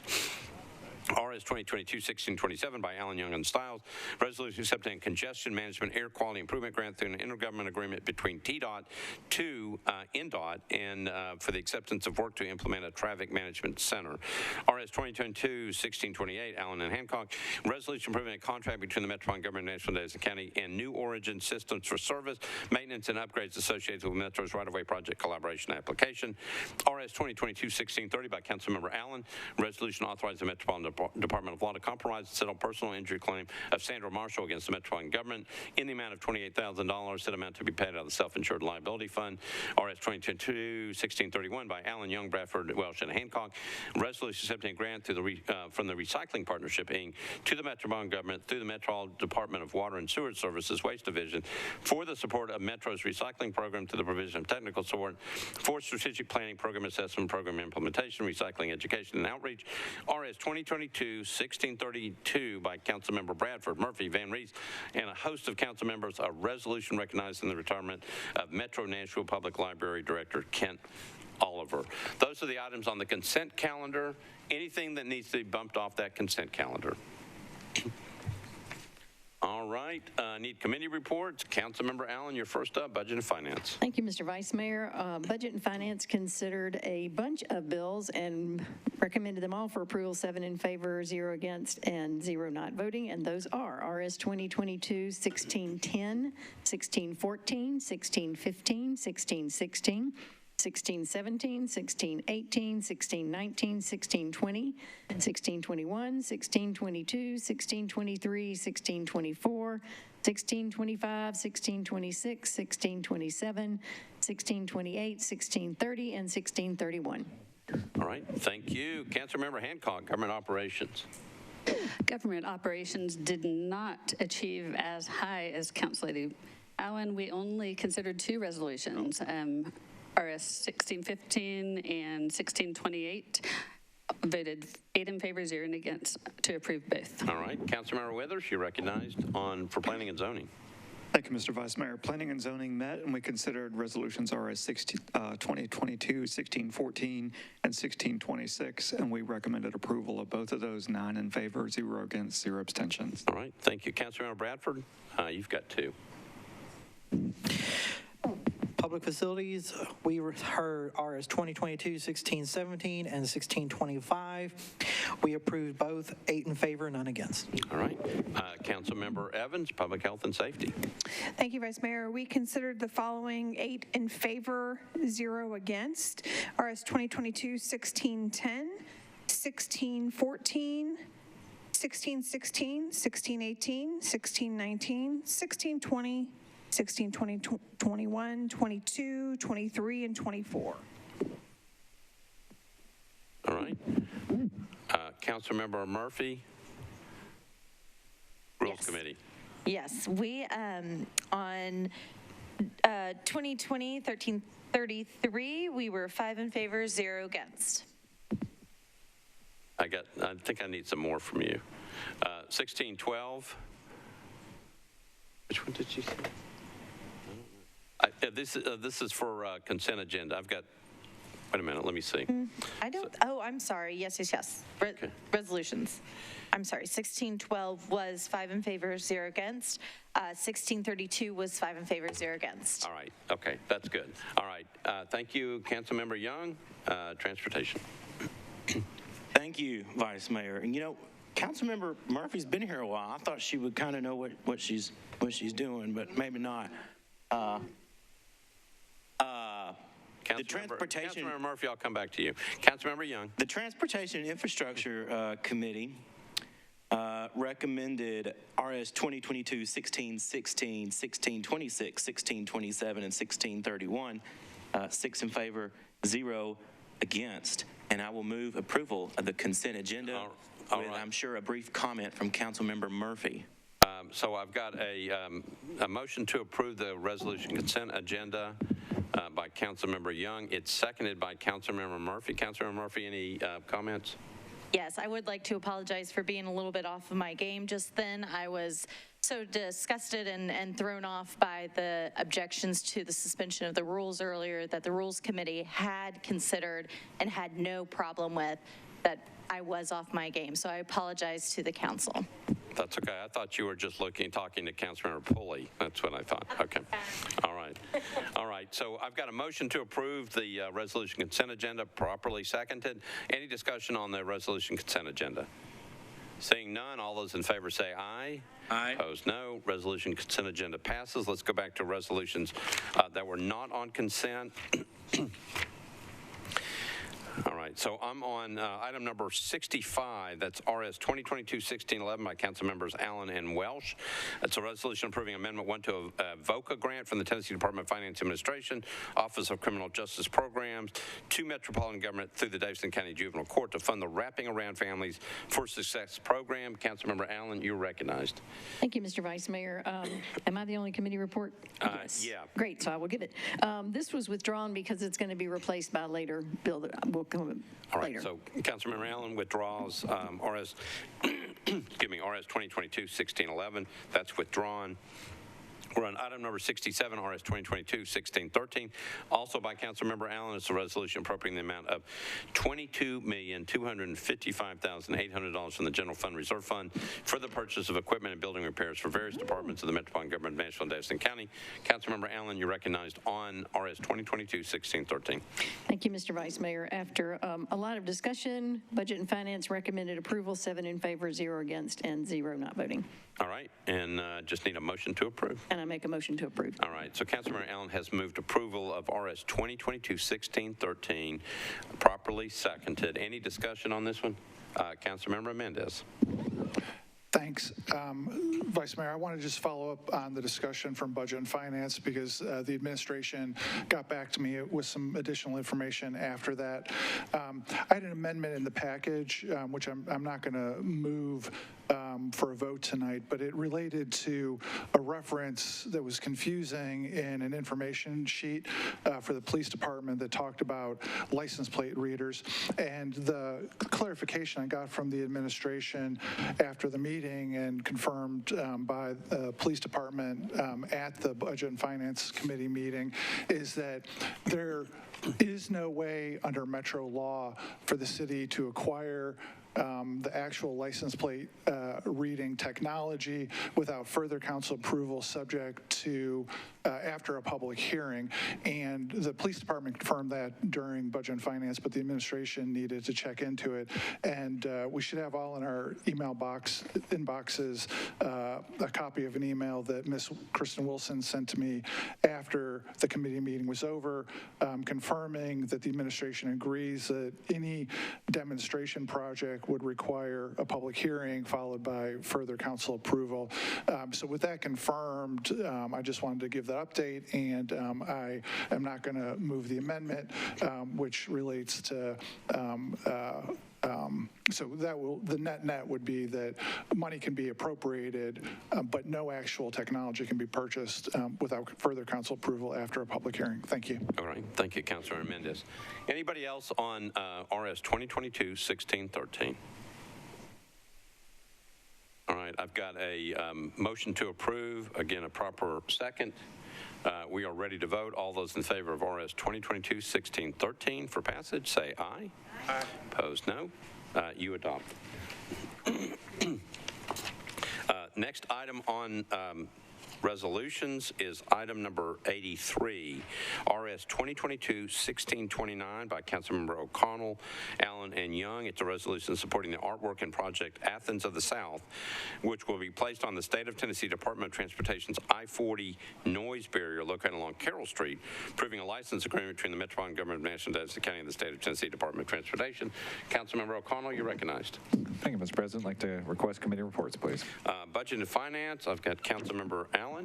Thank you, Mr. Vice Mayor. Budget and Finance recommended approval as substituted, 7 in favor, 0 against. All right, and the man wearing the Dillard shirt, Councilmember Young. Thank you, Mr. Vice Mayor. There was a substitute. It was recommended 8 in favor, 0 against, and the bill as substitute, it was recommended 8 in favor and 0 against, so Councilman O'Connell can build his wall. All right. All right. Councilmember O'Connell, you're recognized. Thank you, Mr. President. I'd like to move the substitute, please. All right. So Councilmember O'Connell has moved the substitute, properly seconded. Back to you for an explanation of the substitute. Thank you. The substitute is just a clarification about the fact that it is not yet a license agreement, so it just has some clarifying language, and it is basically a housekeeping substitute. All right. You've heard an explanation of the substitute. Councilmember O'Connell has moved it. It properly second. Any discussions on the substitute? Hearing none. All those in favor of the substitute say aye. Aye. Opposed, no. Substitute's on. You're on your resolution as substituted. Councilmember O'Connell. Thank you, Mr. President. I'd like to move the bill as substituted with a brief comment. All right. So it's a resolution as substituted, properly seconded. Back to you. Thank you. Just like to note that Dillard's does sell men's suits, and renew my motion to approve. All right. You've heard the explanation of the suits and resolution RS 2022-1629. Proper motion, proper second. Any discussion on the resolution? Councilmember Hurt. Thank you, Mr. President. I had questions about the maintenance of the project because I know that I've been involved with such projects before, and it's often left to the community to make sure that these projects are maintained. And there is no specific language that has been identified by the Nashville Department of Transportation. When we spoke about it in the meeting, Ms. Arlecon did say that they were going to, that they would do it, they would take care of it, but it doesn't really address anything substantive because, as we know, people come and go, and they don't have anyone specifically or any legal things in place, excuse me, to ensure that such projects will be taken care of.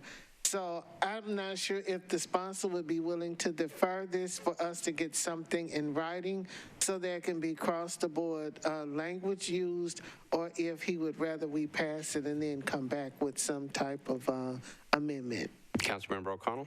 Thank you, Mr. President. I think in this case, knowing how hard the community has worked to get to this point and their comfort with this and the fact that it's a TDOT resource at the end of the day, I'm comfortable moving forward with it. I'm happy to collaborate with Councilmember Hurt to come up with a more systemic approach going forward, but I know this is something the community wanted to do.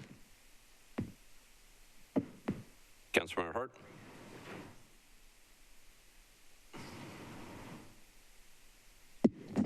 Would it come back as an amendment, considering this is first reading? Could we have something more solid?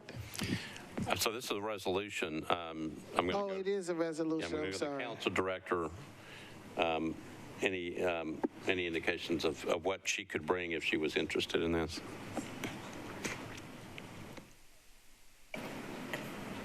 Since it's a resolution and it'll be either approved, I think approved, there's a motion for approval right now, so that would either need to be voted up or down. To amend it at a later date, you would need to have a conversation with the parties to the agreement. I can stop. That's it. You can't answer anymore.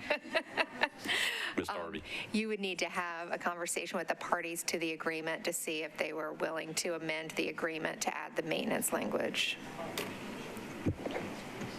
Okay, so if we find that there's been inconsistency with other communities where they have not allowed progress to move forward because there was not a maintenance agreement in place, then how do you address that? Because there seems like there's a precedence already set for there to be maintenance agreements in place.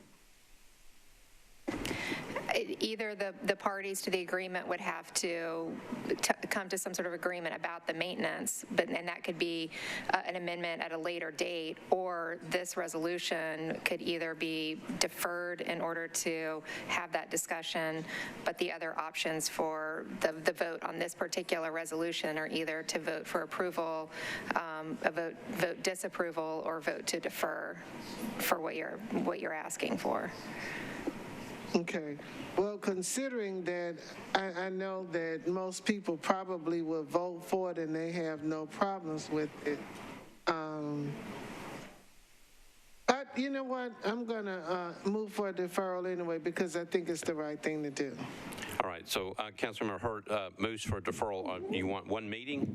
Yes, please. All right. So Councilmember Hurt has moved to defer RS 2022-1629 as substituted for one meeting, properly seconded. Let me go to Councilmember O'Connell. You're recognized. Thank you, Mr. President. I'm going to encourage colleagues to oppose the one meeting deferral. Just to be clear, this is an application for a state license. This is not about NDOT maintaining things or anything like that. This is frankly, this is a TDOT asset that the Claiborne Family of Faith Worship Center has applied for a state license to be able to decorate, and I really do not want to interrupt their plans. So would really encourage colleagues to oppose the deferral and allow this community to move forward with just to beautify some state infrastructure. All right. Councilmember Allen, you're recognized. Thank you, Mr. Vice Mayor. I appreciate the effort that's gone into that, and I also appreciate Councilmember Hurt's concern with maintenance of art, because my neighborhood has gone through that with Metro Parks on some art, and we have made some progress with the Arts Commission and with Parks on coming up with that process, and I will commit to working with NDOT on figuring out a more consistent and better process to make sure that that's in place so that we can have that assurance and that we can come back and make that change to the agreement if that's the legal option to do that, because I think that really is important to ensure that it doesn't fall on a group that disbands, as you pointed out, or that something falls into disrepair just because it's not clear who needs to keep up with it. So I appreciate that being raised as an important issue, but I understand the matching grants and timing and things like that, and would hate for that to knock this community project off. If there's a way that we can ensure that maintenance agreement is worked out later, and I'll commit to working with NDOT on trying to support Councilmember Hurt and making sure that gets done as well. I'm going to go back to Councilmember Hurt. You're recognized. Well, I didn't see that a grant was tied to it and associated, and it just said a resolution supporting the artwork and project. That's what the substitute. Okay, the substitute is for a grant application. It's an application. Let me go to the director, Ms. Darby. It's an application for a license agreement to get the right to put the artwork on the infrastructure wall. License agreement. I thought it was a grant. It's an application for a license to do that, to do the artwork. Mr. President. Okay. Usually when I hear grant, I'm thinking about money, not an application to get license. I'm just trying to understand because we have a Gateway to Heritage and Meharry Medical College and Tennessee State University and the Jefferson Street United Emergencies Partnership was unable to get an $800,000 grant from TDOT without a maintenance agreement. And they have been tied to this maintenance agreement since 2012, and they have been spending tens of thousands of dollars each year maintaining the Gateway to Heritage. And I think if there's going to be consistency in the things that we do, it should be on every level with every community. And that's the concern that I have, not particularly about this project. We can have 155,000 murals and arts and anthems of the South across this city. I just think there needs to be consistency, and that's all I'm asking. Councilmember O'Connell. Thank you. And just to be clear again, this is literally this community asking the state for permission to paint their sound barrier. So there's no grant. This is a license that they are applying for. Okay, so let me tell you where we are at this point. Councilmember O'Connell has moved approval of a resolution as substituted. It was properly seconded. Councilmember Hurt has asked for has moved to defer one meeting to get some questions answered. So we are on a motion to defer, okay? Again, it was properly seconded. I don't have anybody else in the queue. So what we're voting on right now is a motion to defer one meeting, okay? Everybody clear? We'll try it by voice vote. We're voting on Councilmember Hurt's motion to defer one meeting. All those in favor of the motion to defer one meeting say aye. Opposed, no? No. The noes have it. So we are now back on Councilmember O'Connell's motion to approve. Any further discussion on the resolution as substituted?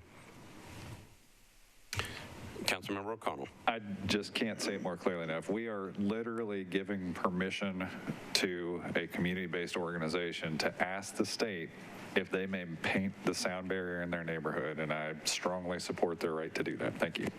All right, so we are ready to vote. We're voting on RS 2022-1629 as substituted. All those in favor of the resolution as substituted say aye. Aye. Opposed, no. All right, so abstain. All right, so we have a vote. The vote is in favor. We have one abstention. Councilmember Hurt abstains. Okay. All right, we are ready to proceed. We're on now item number 87, RS 2022-1633 by Councilmember Hall. It's a resolution requesting the creation of a task force to initiate a study to determine the 5 most probable locations for potential waste transfer stations within the county to be completed no later than July 31st, 2023. Councilmember Hall, you are recognized. Committee report, please. All right, I got Planning and Zoning, Councilmember Withers.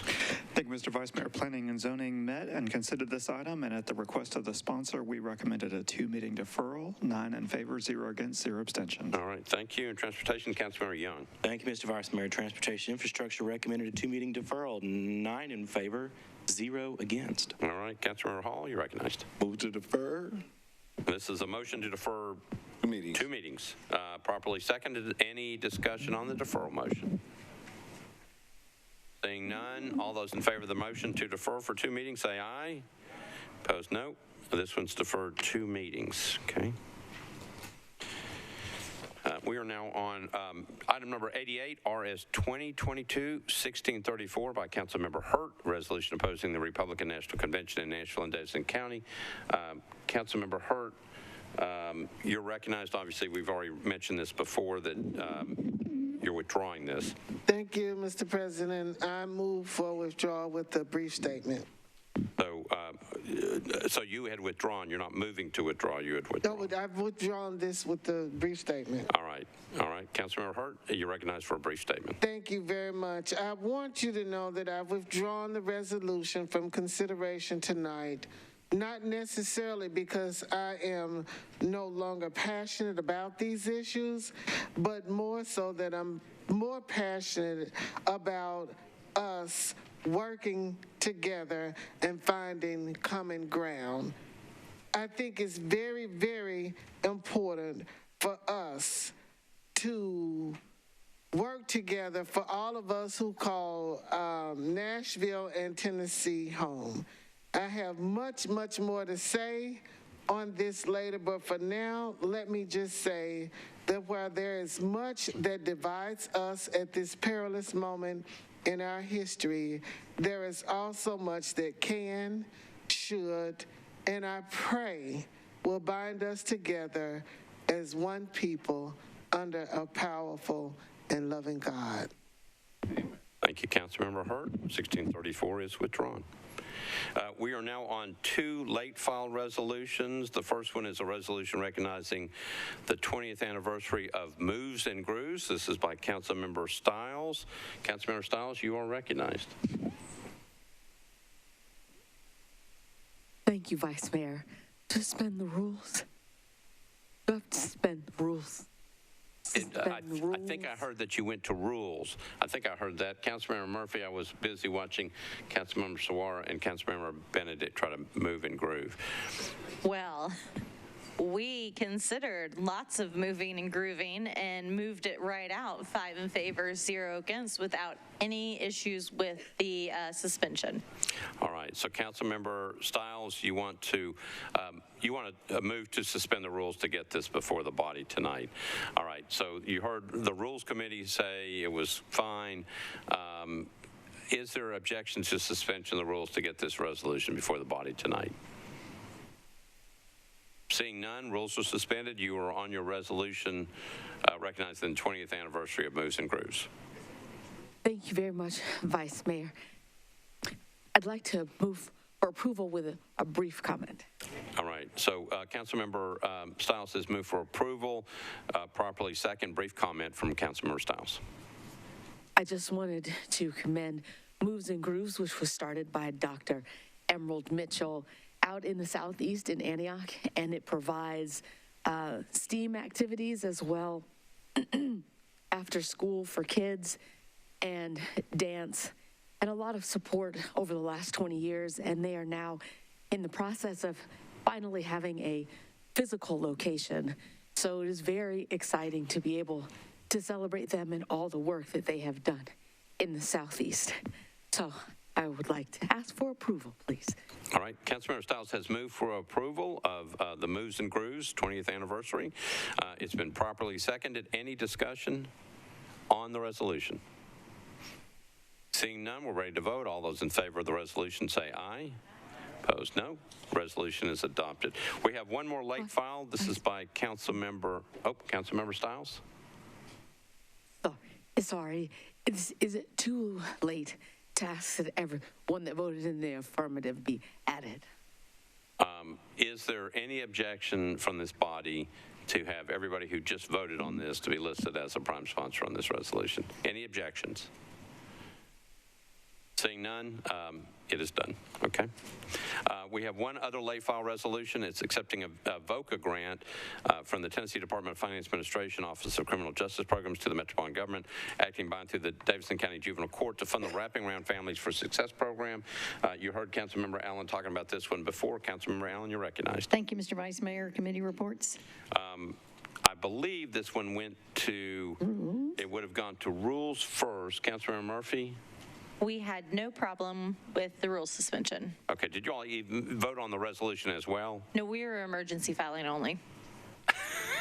Thank you, Councilmember Murphy. All right, Councilmember Allen, I think the budget did have a committee report. Budget and Finance recommended approval, 7 in favor, 0 against. All right, and you're going to need to suspend the rules to get this one in front. And I would like to suspend the rules, please. All right, so Councilmember Allen has moved to suspend the rules to get the correct VOCA grant in front of this body tonight. Is there any objection to suspension of the rules to get this one before us tonight? Seeing none, rules are suspended. You're on your resolution. Thank you. There were just some technical incorrections in the original bill, and this provides the corrections to those, and I would ask for support. All right, so you've heard Councilmember Allen. We're on this VOCA resolution. She moves approval, properly seconded. Any discussion on the resolution? Seeing none, all those in favor of this late file resolution say aye. Aye. Opposed, no. You adopt. All right. We are now ready for bills on first reading. So I understand that Councilmember Swope is going to pull BL 2022-1349 off of bills on introduction first reading. Anything else need to be taken off? Excuse me. Anything else need to be taken off of first reading? All right, seeing none, I need a motion to approve everything else except for BL 2022-1349. Everything else stays on introduction, first reading. Motion to approve. Got a motion to approve, properly seconded. Any discussion? Seeing none, all those in favor say aye. Aye. Opposed, no. Bills on introduction, first reading are approved. The bill that was taken off of first reading was BL 2022-1349. Councilmember Swope. You're recognized. Thank you, Your Honor. I am going to withdraw 2022-1349 with no further comment at this time. All right, thank you. BL 2022-1349 is withdrawn. All right, we are ready now for bills on second reading.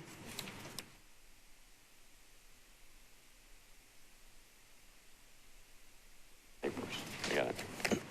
All right. We're on bills on second reading, the second reading consent agenda. These are the bills on second reading consent. Item number 119, BL 2022-1131 is on consent. Everything okay over there? Okay. Item 123, BL 2022-1277 is on consent. That's item 123. Item 124, 1329 is not on consent. 1330 is on consent. That's item number 125. 1331 is on consent. 1332 is on consent. 1333 is on consent. 1334 is on consent. 1335 is on consent. 1336 is on consent, 1337 on consent, and 1338 on consent. All right, so does anything else need to be bumped off of the consent calendar? Councilmember Suara, you're recognized. 1331 and 1332. Tell me again which ones? Go ahead, and you can use your microphone so I can get it. Okay. 126 and 127. Okay, items 126 and 127 are bumped off of consent. Anything else need to be bumped off?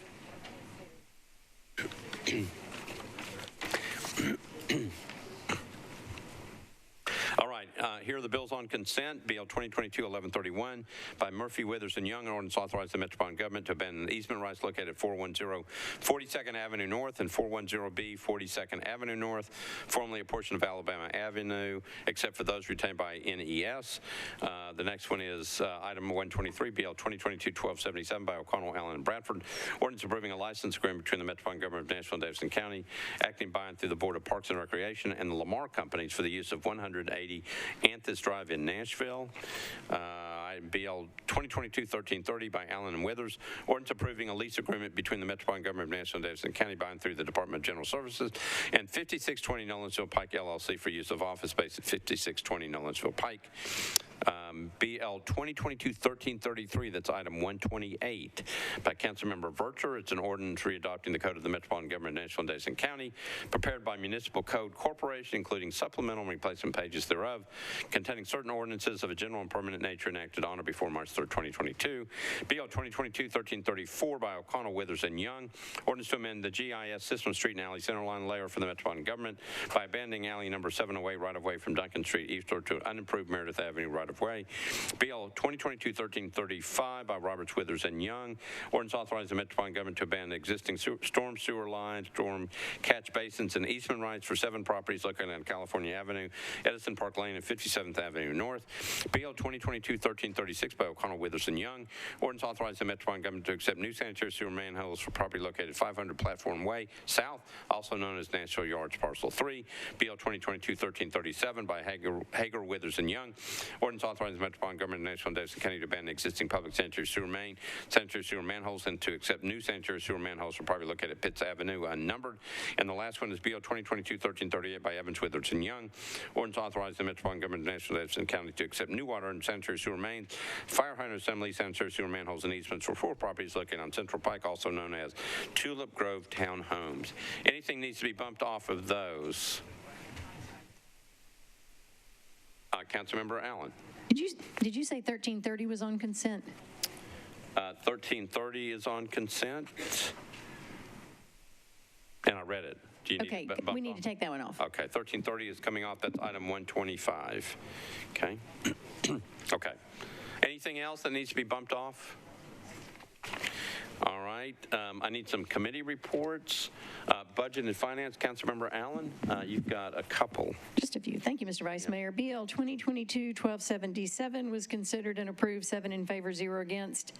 And BL 2022-1329 was recommended for approval, 6 in favor, 0 against. All right. Thank you. Councilmember Withers, Planning and Zoning.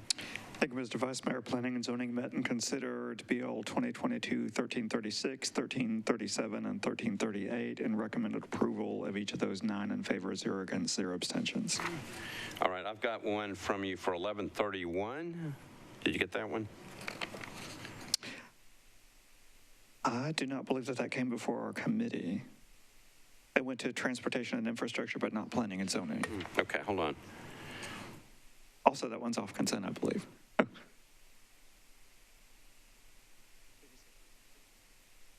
Yeah, okay.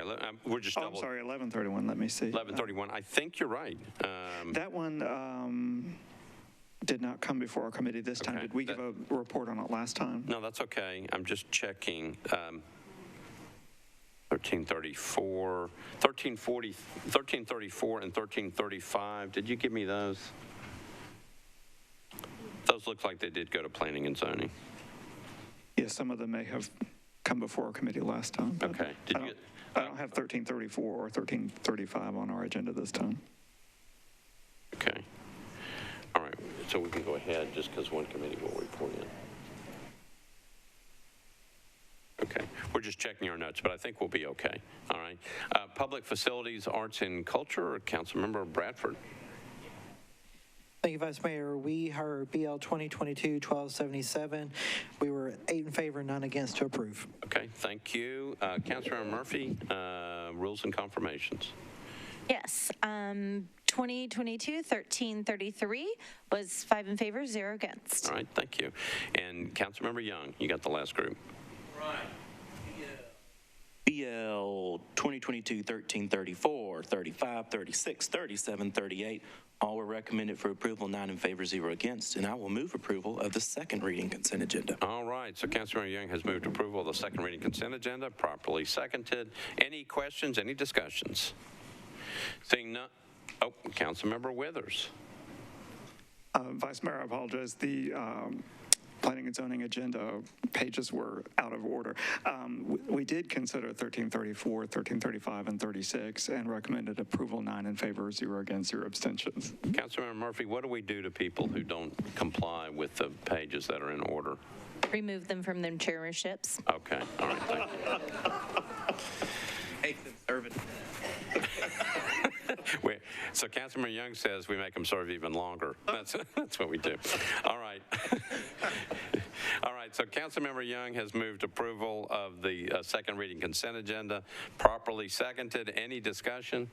Seeing none, all those in favor say aye. Aye. Opposed, no. You adopt. Okay, now we're back on bills on second reading that were not on the consent agenda. The first one is BL 2022-1168 by Stiles and Sepulveda. Ordinance to amend sections 9.20.020 and 9.20.060 of the Metropolitan Code of Laws to amend the noise provisions relative to motor vehicles and to authorize the Department of Codes Administration to enforce excessive noise provisions. Councilmember Stiles, you are recognized. Thank you, Vice Mayor. Committee reports. All right, you've got government operations. Councilmember Hancock. And we had an amendment on this one, and we voted 8 in favor, 0 against on the amendment, and then 8 in favor, 0 against to defer for one meeting. Okay. All right. Councilmember Stiles, back to you. Thank you, Vice Mayor. I would like to defer this one meeting. All right. So Councilmember Stiles is moving to defer this one meeting, right? So one meeting? Yes, okay. one meeting. Properly seconded. Any discussions on the deferral motion? Seeing none. Councilmember Swarn? Oh, sorry, Vice Mayor, I thought there was an amendment on the bill. There is. She's deferring the whole thing. We can pick up the amendment at the next meeting, okay? All right, so the motion is to defer one meeting and properly seconded. Let me double check one thing. Councilmember Hancock, did you approve the bill as amended or just the amendment? We approved the bill as amended and deferred for one meeting. All right, got it. Or we didn't approve, yeah, we approved a deferral as amended. You approved the bill as amended and then approved the deferral? We approved the amendment. Okay. And then we approved a one meeting deferral. So you didn't approve the whole bill as amended, you just put the amendment One meeting deferral as amended. Okay. Mr. Clerk, you got it? Is that good? Okay, got it. All right. Just checking. Councilmember Stiles, the motion is to defer one meeting, properly seconded. Any discussion on the deferral motion? All right, seeing none, all those in favor of the deferral motion say aye. Opposed, no. This one's deferred one meeting. Okay, next one is BL 2022-1250 by Councilmember Stiles, Welsh, Toombs, and others, an ordinance to amend Title II of the Metropolitan Code of Laws to create the Nashville Entertainment Commission. Councilmember Stiles, you're recognized on your bill. Thank you, Vice Mayor. Deferring. I'd like to move for deferral for one meeting. Okay, let me get some committee reports in here. Budget and Finance, Councilmember Allen. Thank you, Mr. Vice Mayor. Budget and Finance considered two substitutes, one by Councilmember Stiles, which we had 1 in favor, 0 against, and 6 not voting, and a substitute by Councilmember Swope, 2 in favor, 0 against, and 5 not voting. And then we voted to defer one meeting, 6 in favor, 0 against. Okay. Councilmember Bradford, Public Facilities. Thank you, Vice Mayor. Public Facilities, we voted 9 in favor, none against to defer one meeting. Okay. Councilmember Stiles, you're recognized. Thank you, Vice Mayor. I'm just going to go ahead and defer this for one meeting and bring it back. All right, so the motion is to defer one meeting, properly seconded.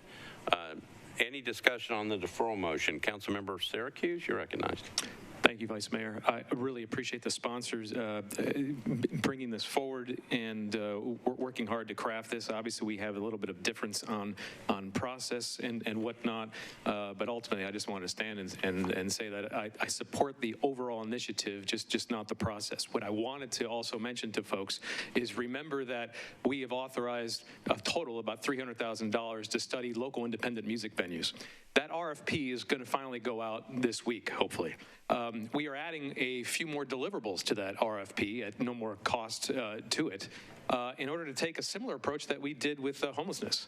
And that is, let's have an outside expert help us, not just give us tools, programs, policies that support local independent music venues, but also the underlying infrastructure.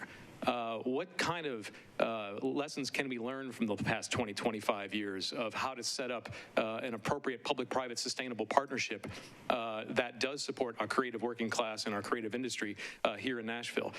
So that RFP is going to go out. We're going to get hopefully some really solid, tangible recommendations recommendations, and from there, we'll have an industry group to vet that RFP and help us craft the best way to make this sustainable.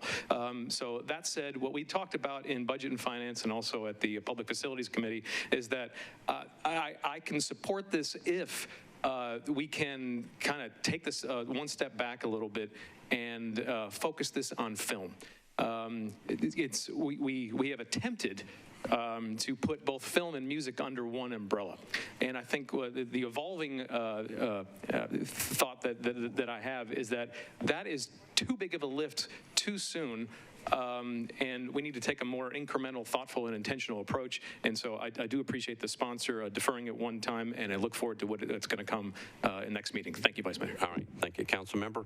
Any other discussion? Council Member Swope, you're recognized. Thank you, Your Honor.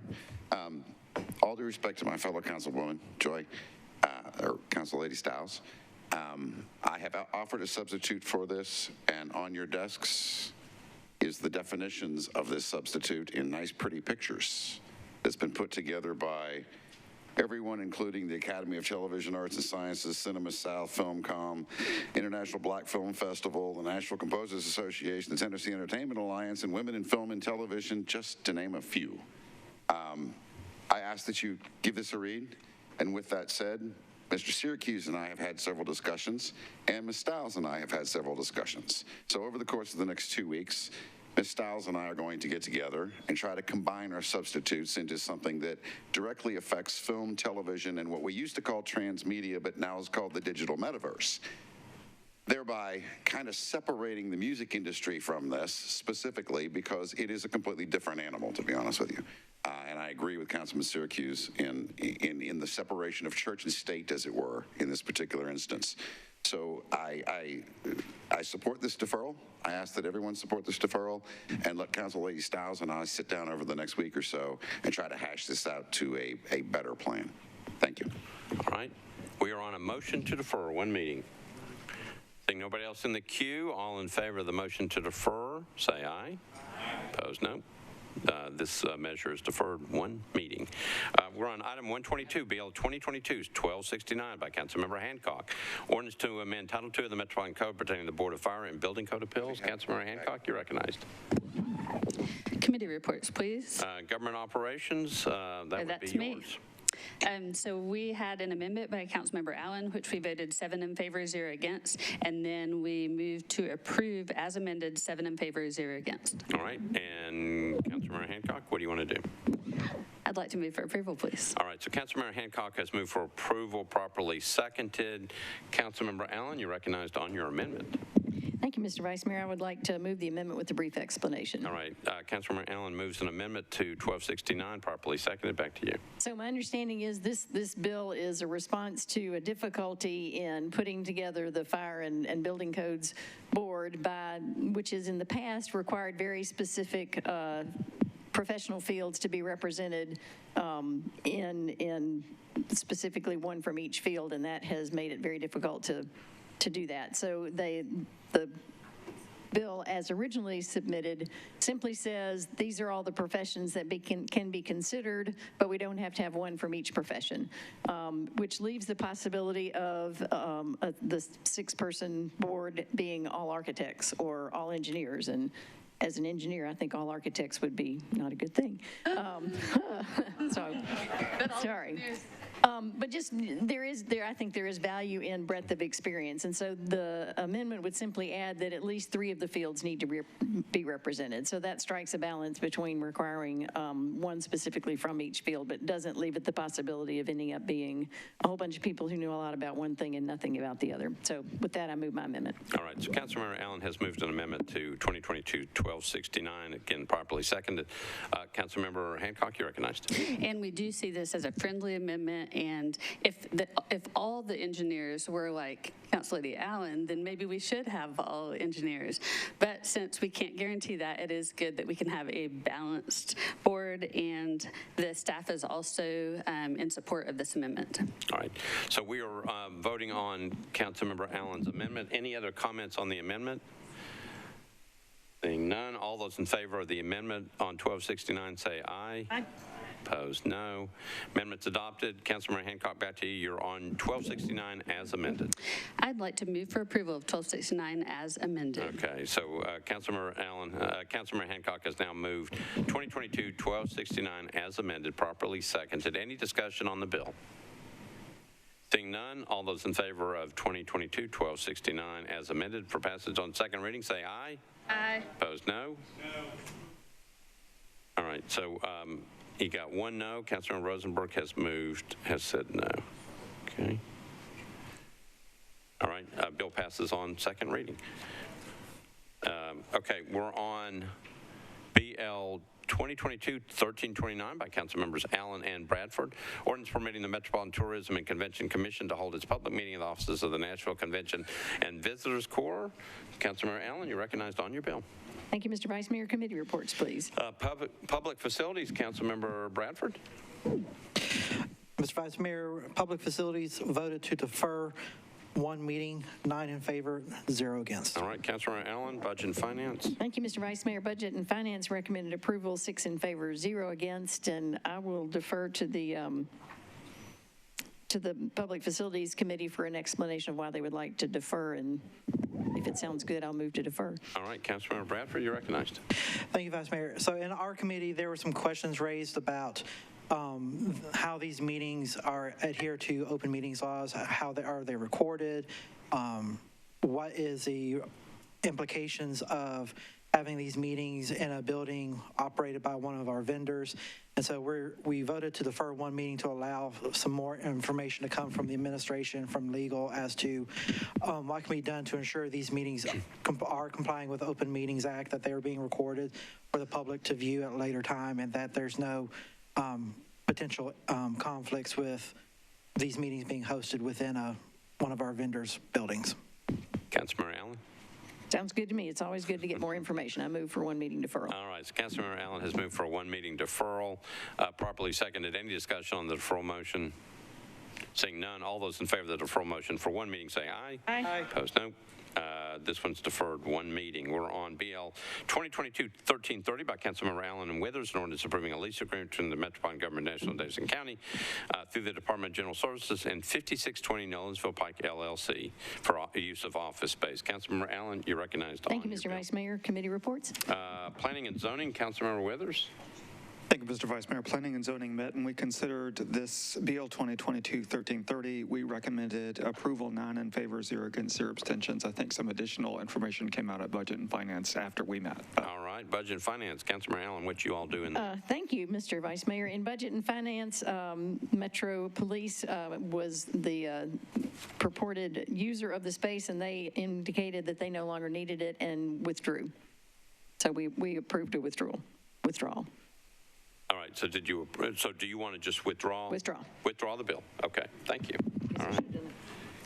All right. Item number 126, BL 2022-1331 by Councilmember Suara, O'Connell, Porterfield, and others. Ordinance renaming the WeGo Central Public Transit Station of the Metropolitan Transit Authority, located at 400 Dr. Martin Luther King Jr. Boulevard, as the Elizabeth Duff Transit Center at WeGo Central. Councilmember Suara, you are recognized.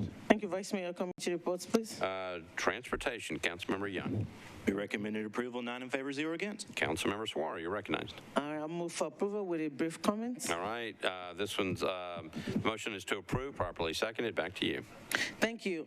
We opened the meeting with Councilmember Hurd talking about legacy, and these bill ordinances that we have before us is celebrating two of the legacies that we have here in town. Miss Elizabeth Duff was the first female to drive a WeGo bus, and the first African-American female as well. And because she was the first, the person that opened the doors for others, there were other female drivers that came after her. And because she did that also, it enabled WeGo or MTA to be able to now have a bathroom for women. And so this ordinance is actually naming the Wigo Transit Center downtown after Miss Elizabeth Duff in recognition of her contribution. Ms. Duff passed away, but I wanted to at least speak in her honor and also to acknowledge and to thank MTA for actually doing this. This was a community project that they did and talked to a lot of people in the community. And this is a well-deserved recognition for Ms. Elizabeth Duff for being a trailblazer and for opening the door for so many people. With that, I move for approval. All right. Councilmember Suara has moved for approval of 2022-1332 for passage on second reading, properly seconded. Councilmember Sepulveda, you're recognized.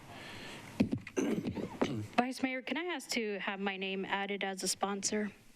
All right, so we're on, actually on BL 2022-1331. Councilmember Sepulveda would like to have her name added. Clerk, you okay? Okay, taken care of. Any other comments before we vote on this one on second reading? Councilmember Nash, you recognized. Could you add my name too, please? Councilmember Nash is added as a sponsor. Councilmember Hauser. Councilmember Murphy, what do you want to know? I would like to invoke my own rule and add us all as prime co-sponsors. I thought there was something already known as Murphy's There Rule. are two, we have two official rules in our rules that are Murphy And I've rules, got a and then third. there is a Murphy's Law. Okay. Oh, whatever it is there any objection to everybody being signed on as the sponsor of this bill? Seeing no objection, we are getting ready to vote on BL 2022-1331. All those in favor of BL 2022-1331 for passes on second reading, everybody listed as a prime sponsor who votes in the affirmative. All those in favor say aye. Aye. Opposed, no. BL 2022-1331 passes on second reading. BL 2022-1332 by Councilmember Suara, Taylor, O'Connell. Ordinance naming the North Nashville Transit Center to be located at 2521 Clarksville Highway at 26th Avenue North under the operation of the MTA as the Ernest Rip Patton North Nashville Transit Center. Councilmember Suara, you're recognized on your bill. Thank you, Vice Mayor. Committee reports, please. Councilmember Young, you're recognized. That is me, yes. Transportation and Infrastructure recommended approval, 9 in favor, 0 against. And in my power that I do not have as the Transportation Chair, I might recommend the Murphy Rule be invoked again. Yes.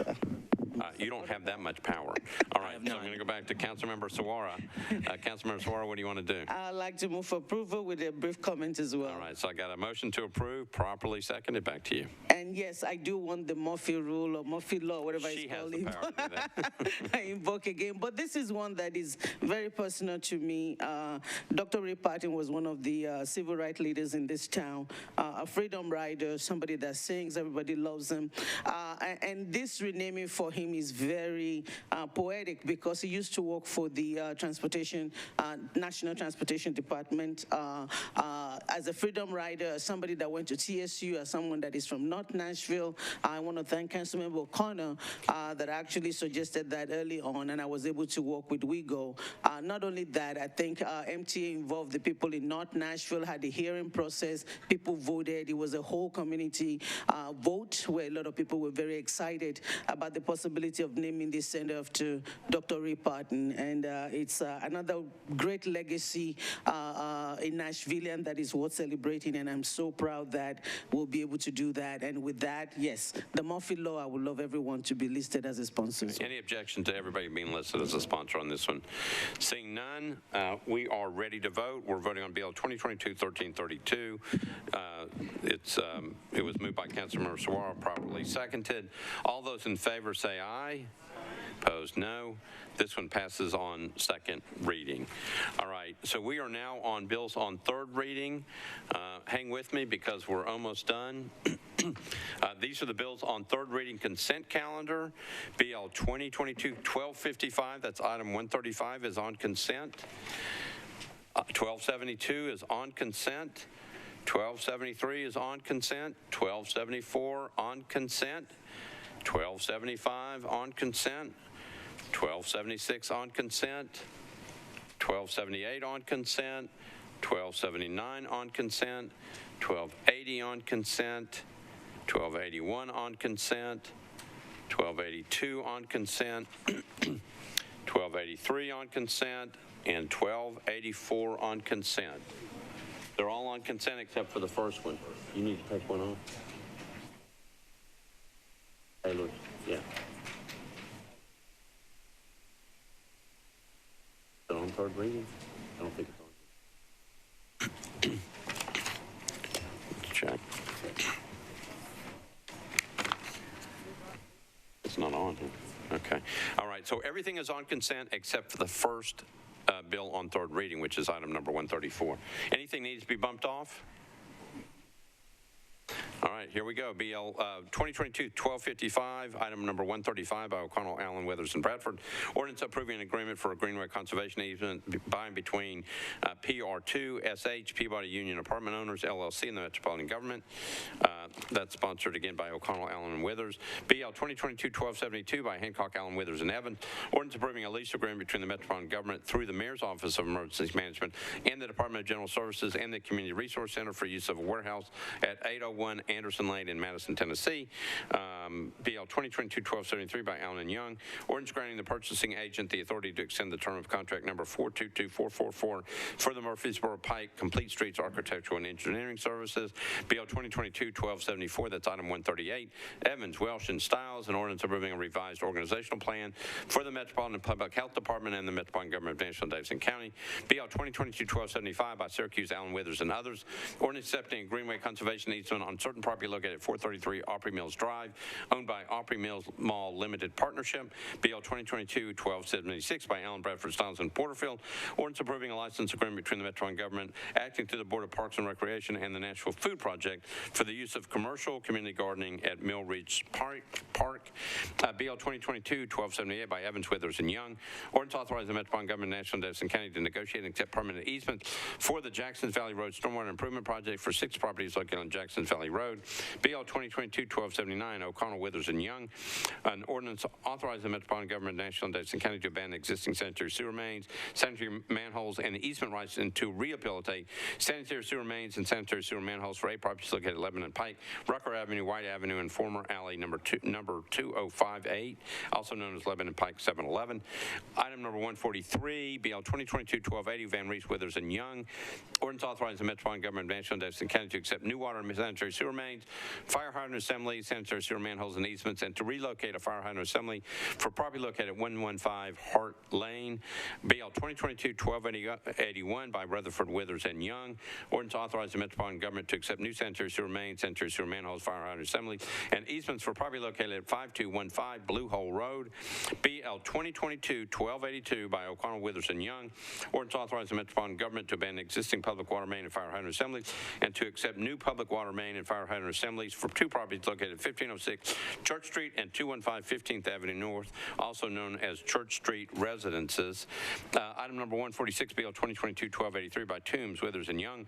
Ordinance authorizing the Metropolitan Government of Nashville and Davidson County to accept a public fire hydrant assembly and easement for 3 properties located at 500 West Trinity Lane and West Trinity Lane unnumbered, also known as Ward 18 townhouses, or townhomes, excuse me. And item number 147, BL 2022-1284, Murphy, Withers, and Young. Ordinance authorizing the Metropolitan Government of Nashville and Davidson County to abandon existing sanitary sewer mains, sanitary sewer manholes, and easements, and to accept new sanitary sewer mains, sanitary sewer manholes, and easements for property located at 245 Ensworth Place. Those are the items on the third reading consent calendar. Anything need to be bumped off? I believe all the committee reports are in on this. So Councilmember Young, take a motion to approve. Move to approve the third reading consent agenda. All right. So Councilmember Young has moved approval of the third reading consent agenda. Double checking. There was no committee report. Okay. So Councilmember Young has moved approval, properly seconded. Any discussion? Seeing none, all those in favor of the third reading consent agenda say aye. Aye. Opposed, no. Third reading consent agenda is passed. We've got one more bill. Item number 134 by Councilmember Toombs. This is BL 2022-1209, ordinance to amend Title 17 by change from RS 7.5 to R8 zoning. Property located at Monticello Drive, numbered approximately 800 feet north of West Trinity Lane. It's 1.33 acres. Councilmember Toombs, you're recognized. Thank you, Mr. Vice Mayor. Committee report. Planning and zoning, Councilmember Withers. Thank you, Mr. Vice Mayor. At the request of the sponsor, the Planning and Zoning Committee recommended withdrawal, 9 in favor, 0 against, 0. All right, Councilmember Toombs. Thank you, Mr. Vice Mayor. Rather than withdraw the bill, I'd like to defer it indefinitely. All right, so Councilmember Toombs is moving to withdraw this indefinitely. To defer this. Defer indefinitely, I'm sorry. To withdraw this indefinitely. A lot of reading. All right, so Councilmember Toombs has moved to defer this indefinitely, properly seconded. Any discussion on the motion to defer indefinitely? Seeing none, all those in favor of the motion to defer indefinitely say aye. Opposed, no. This one's deferred indefinitely. Anything else? Anything else?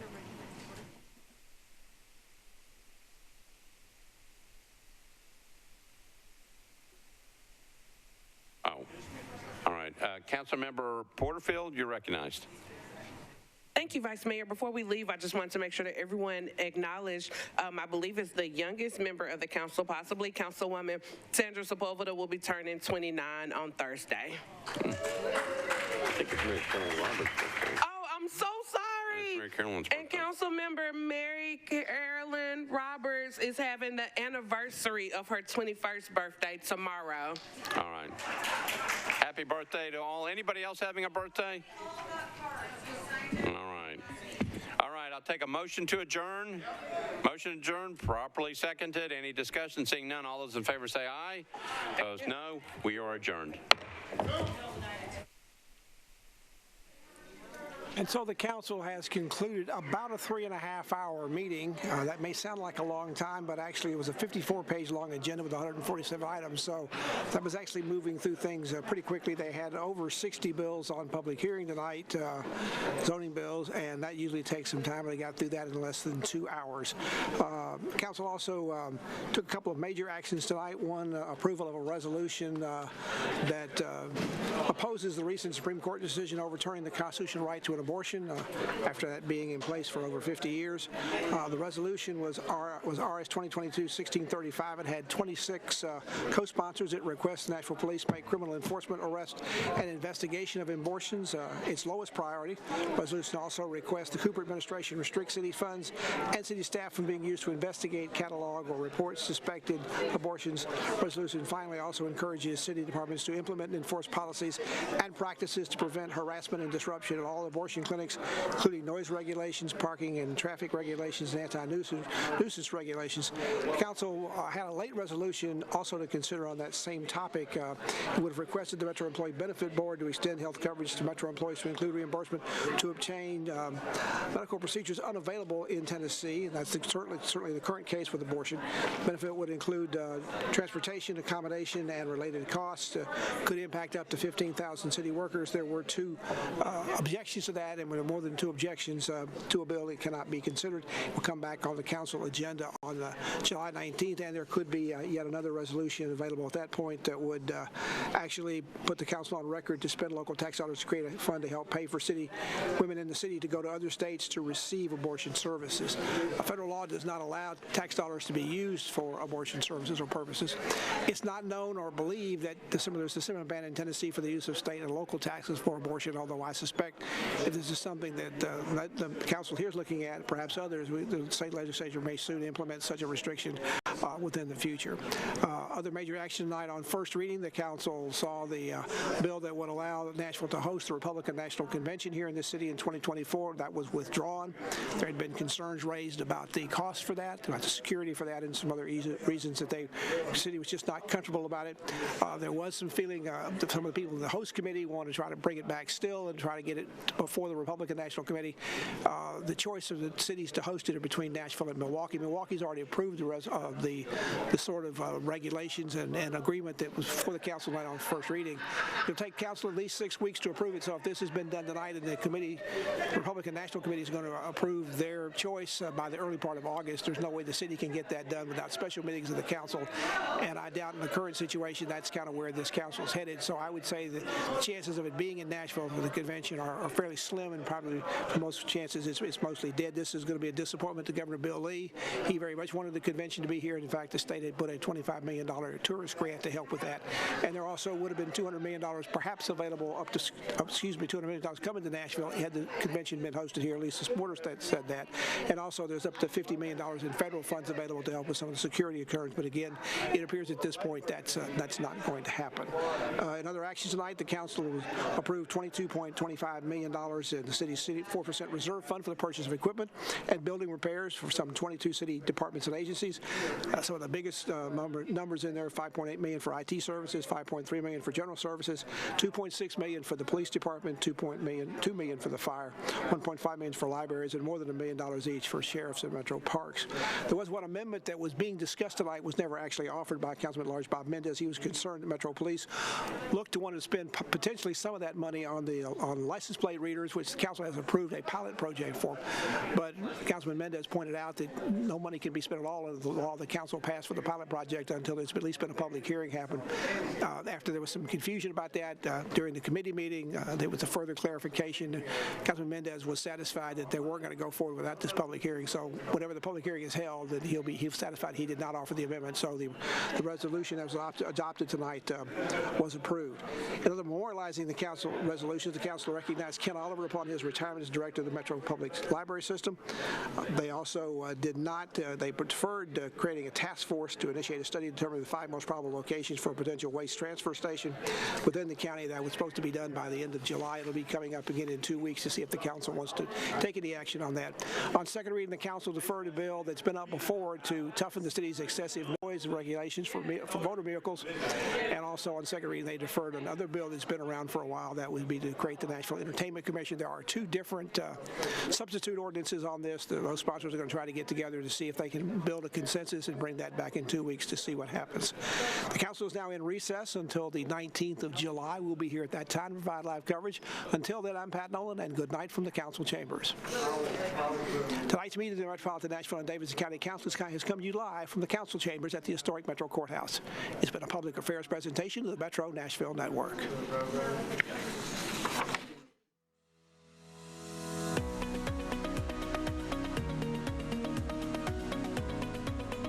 This has been a service of the Metro Nashville Network. If you would like to see this presentation again, or for more information on this and other programs, visit nashville.gov.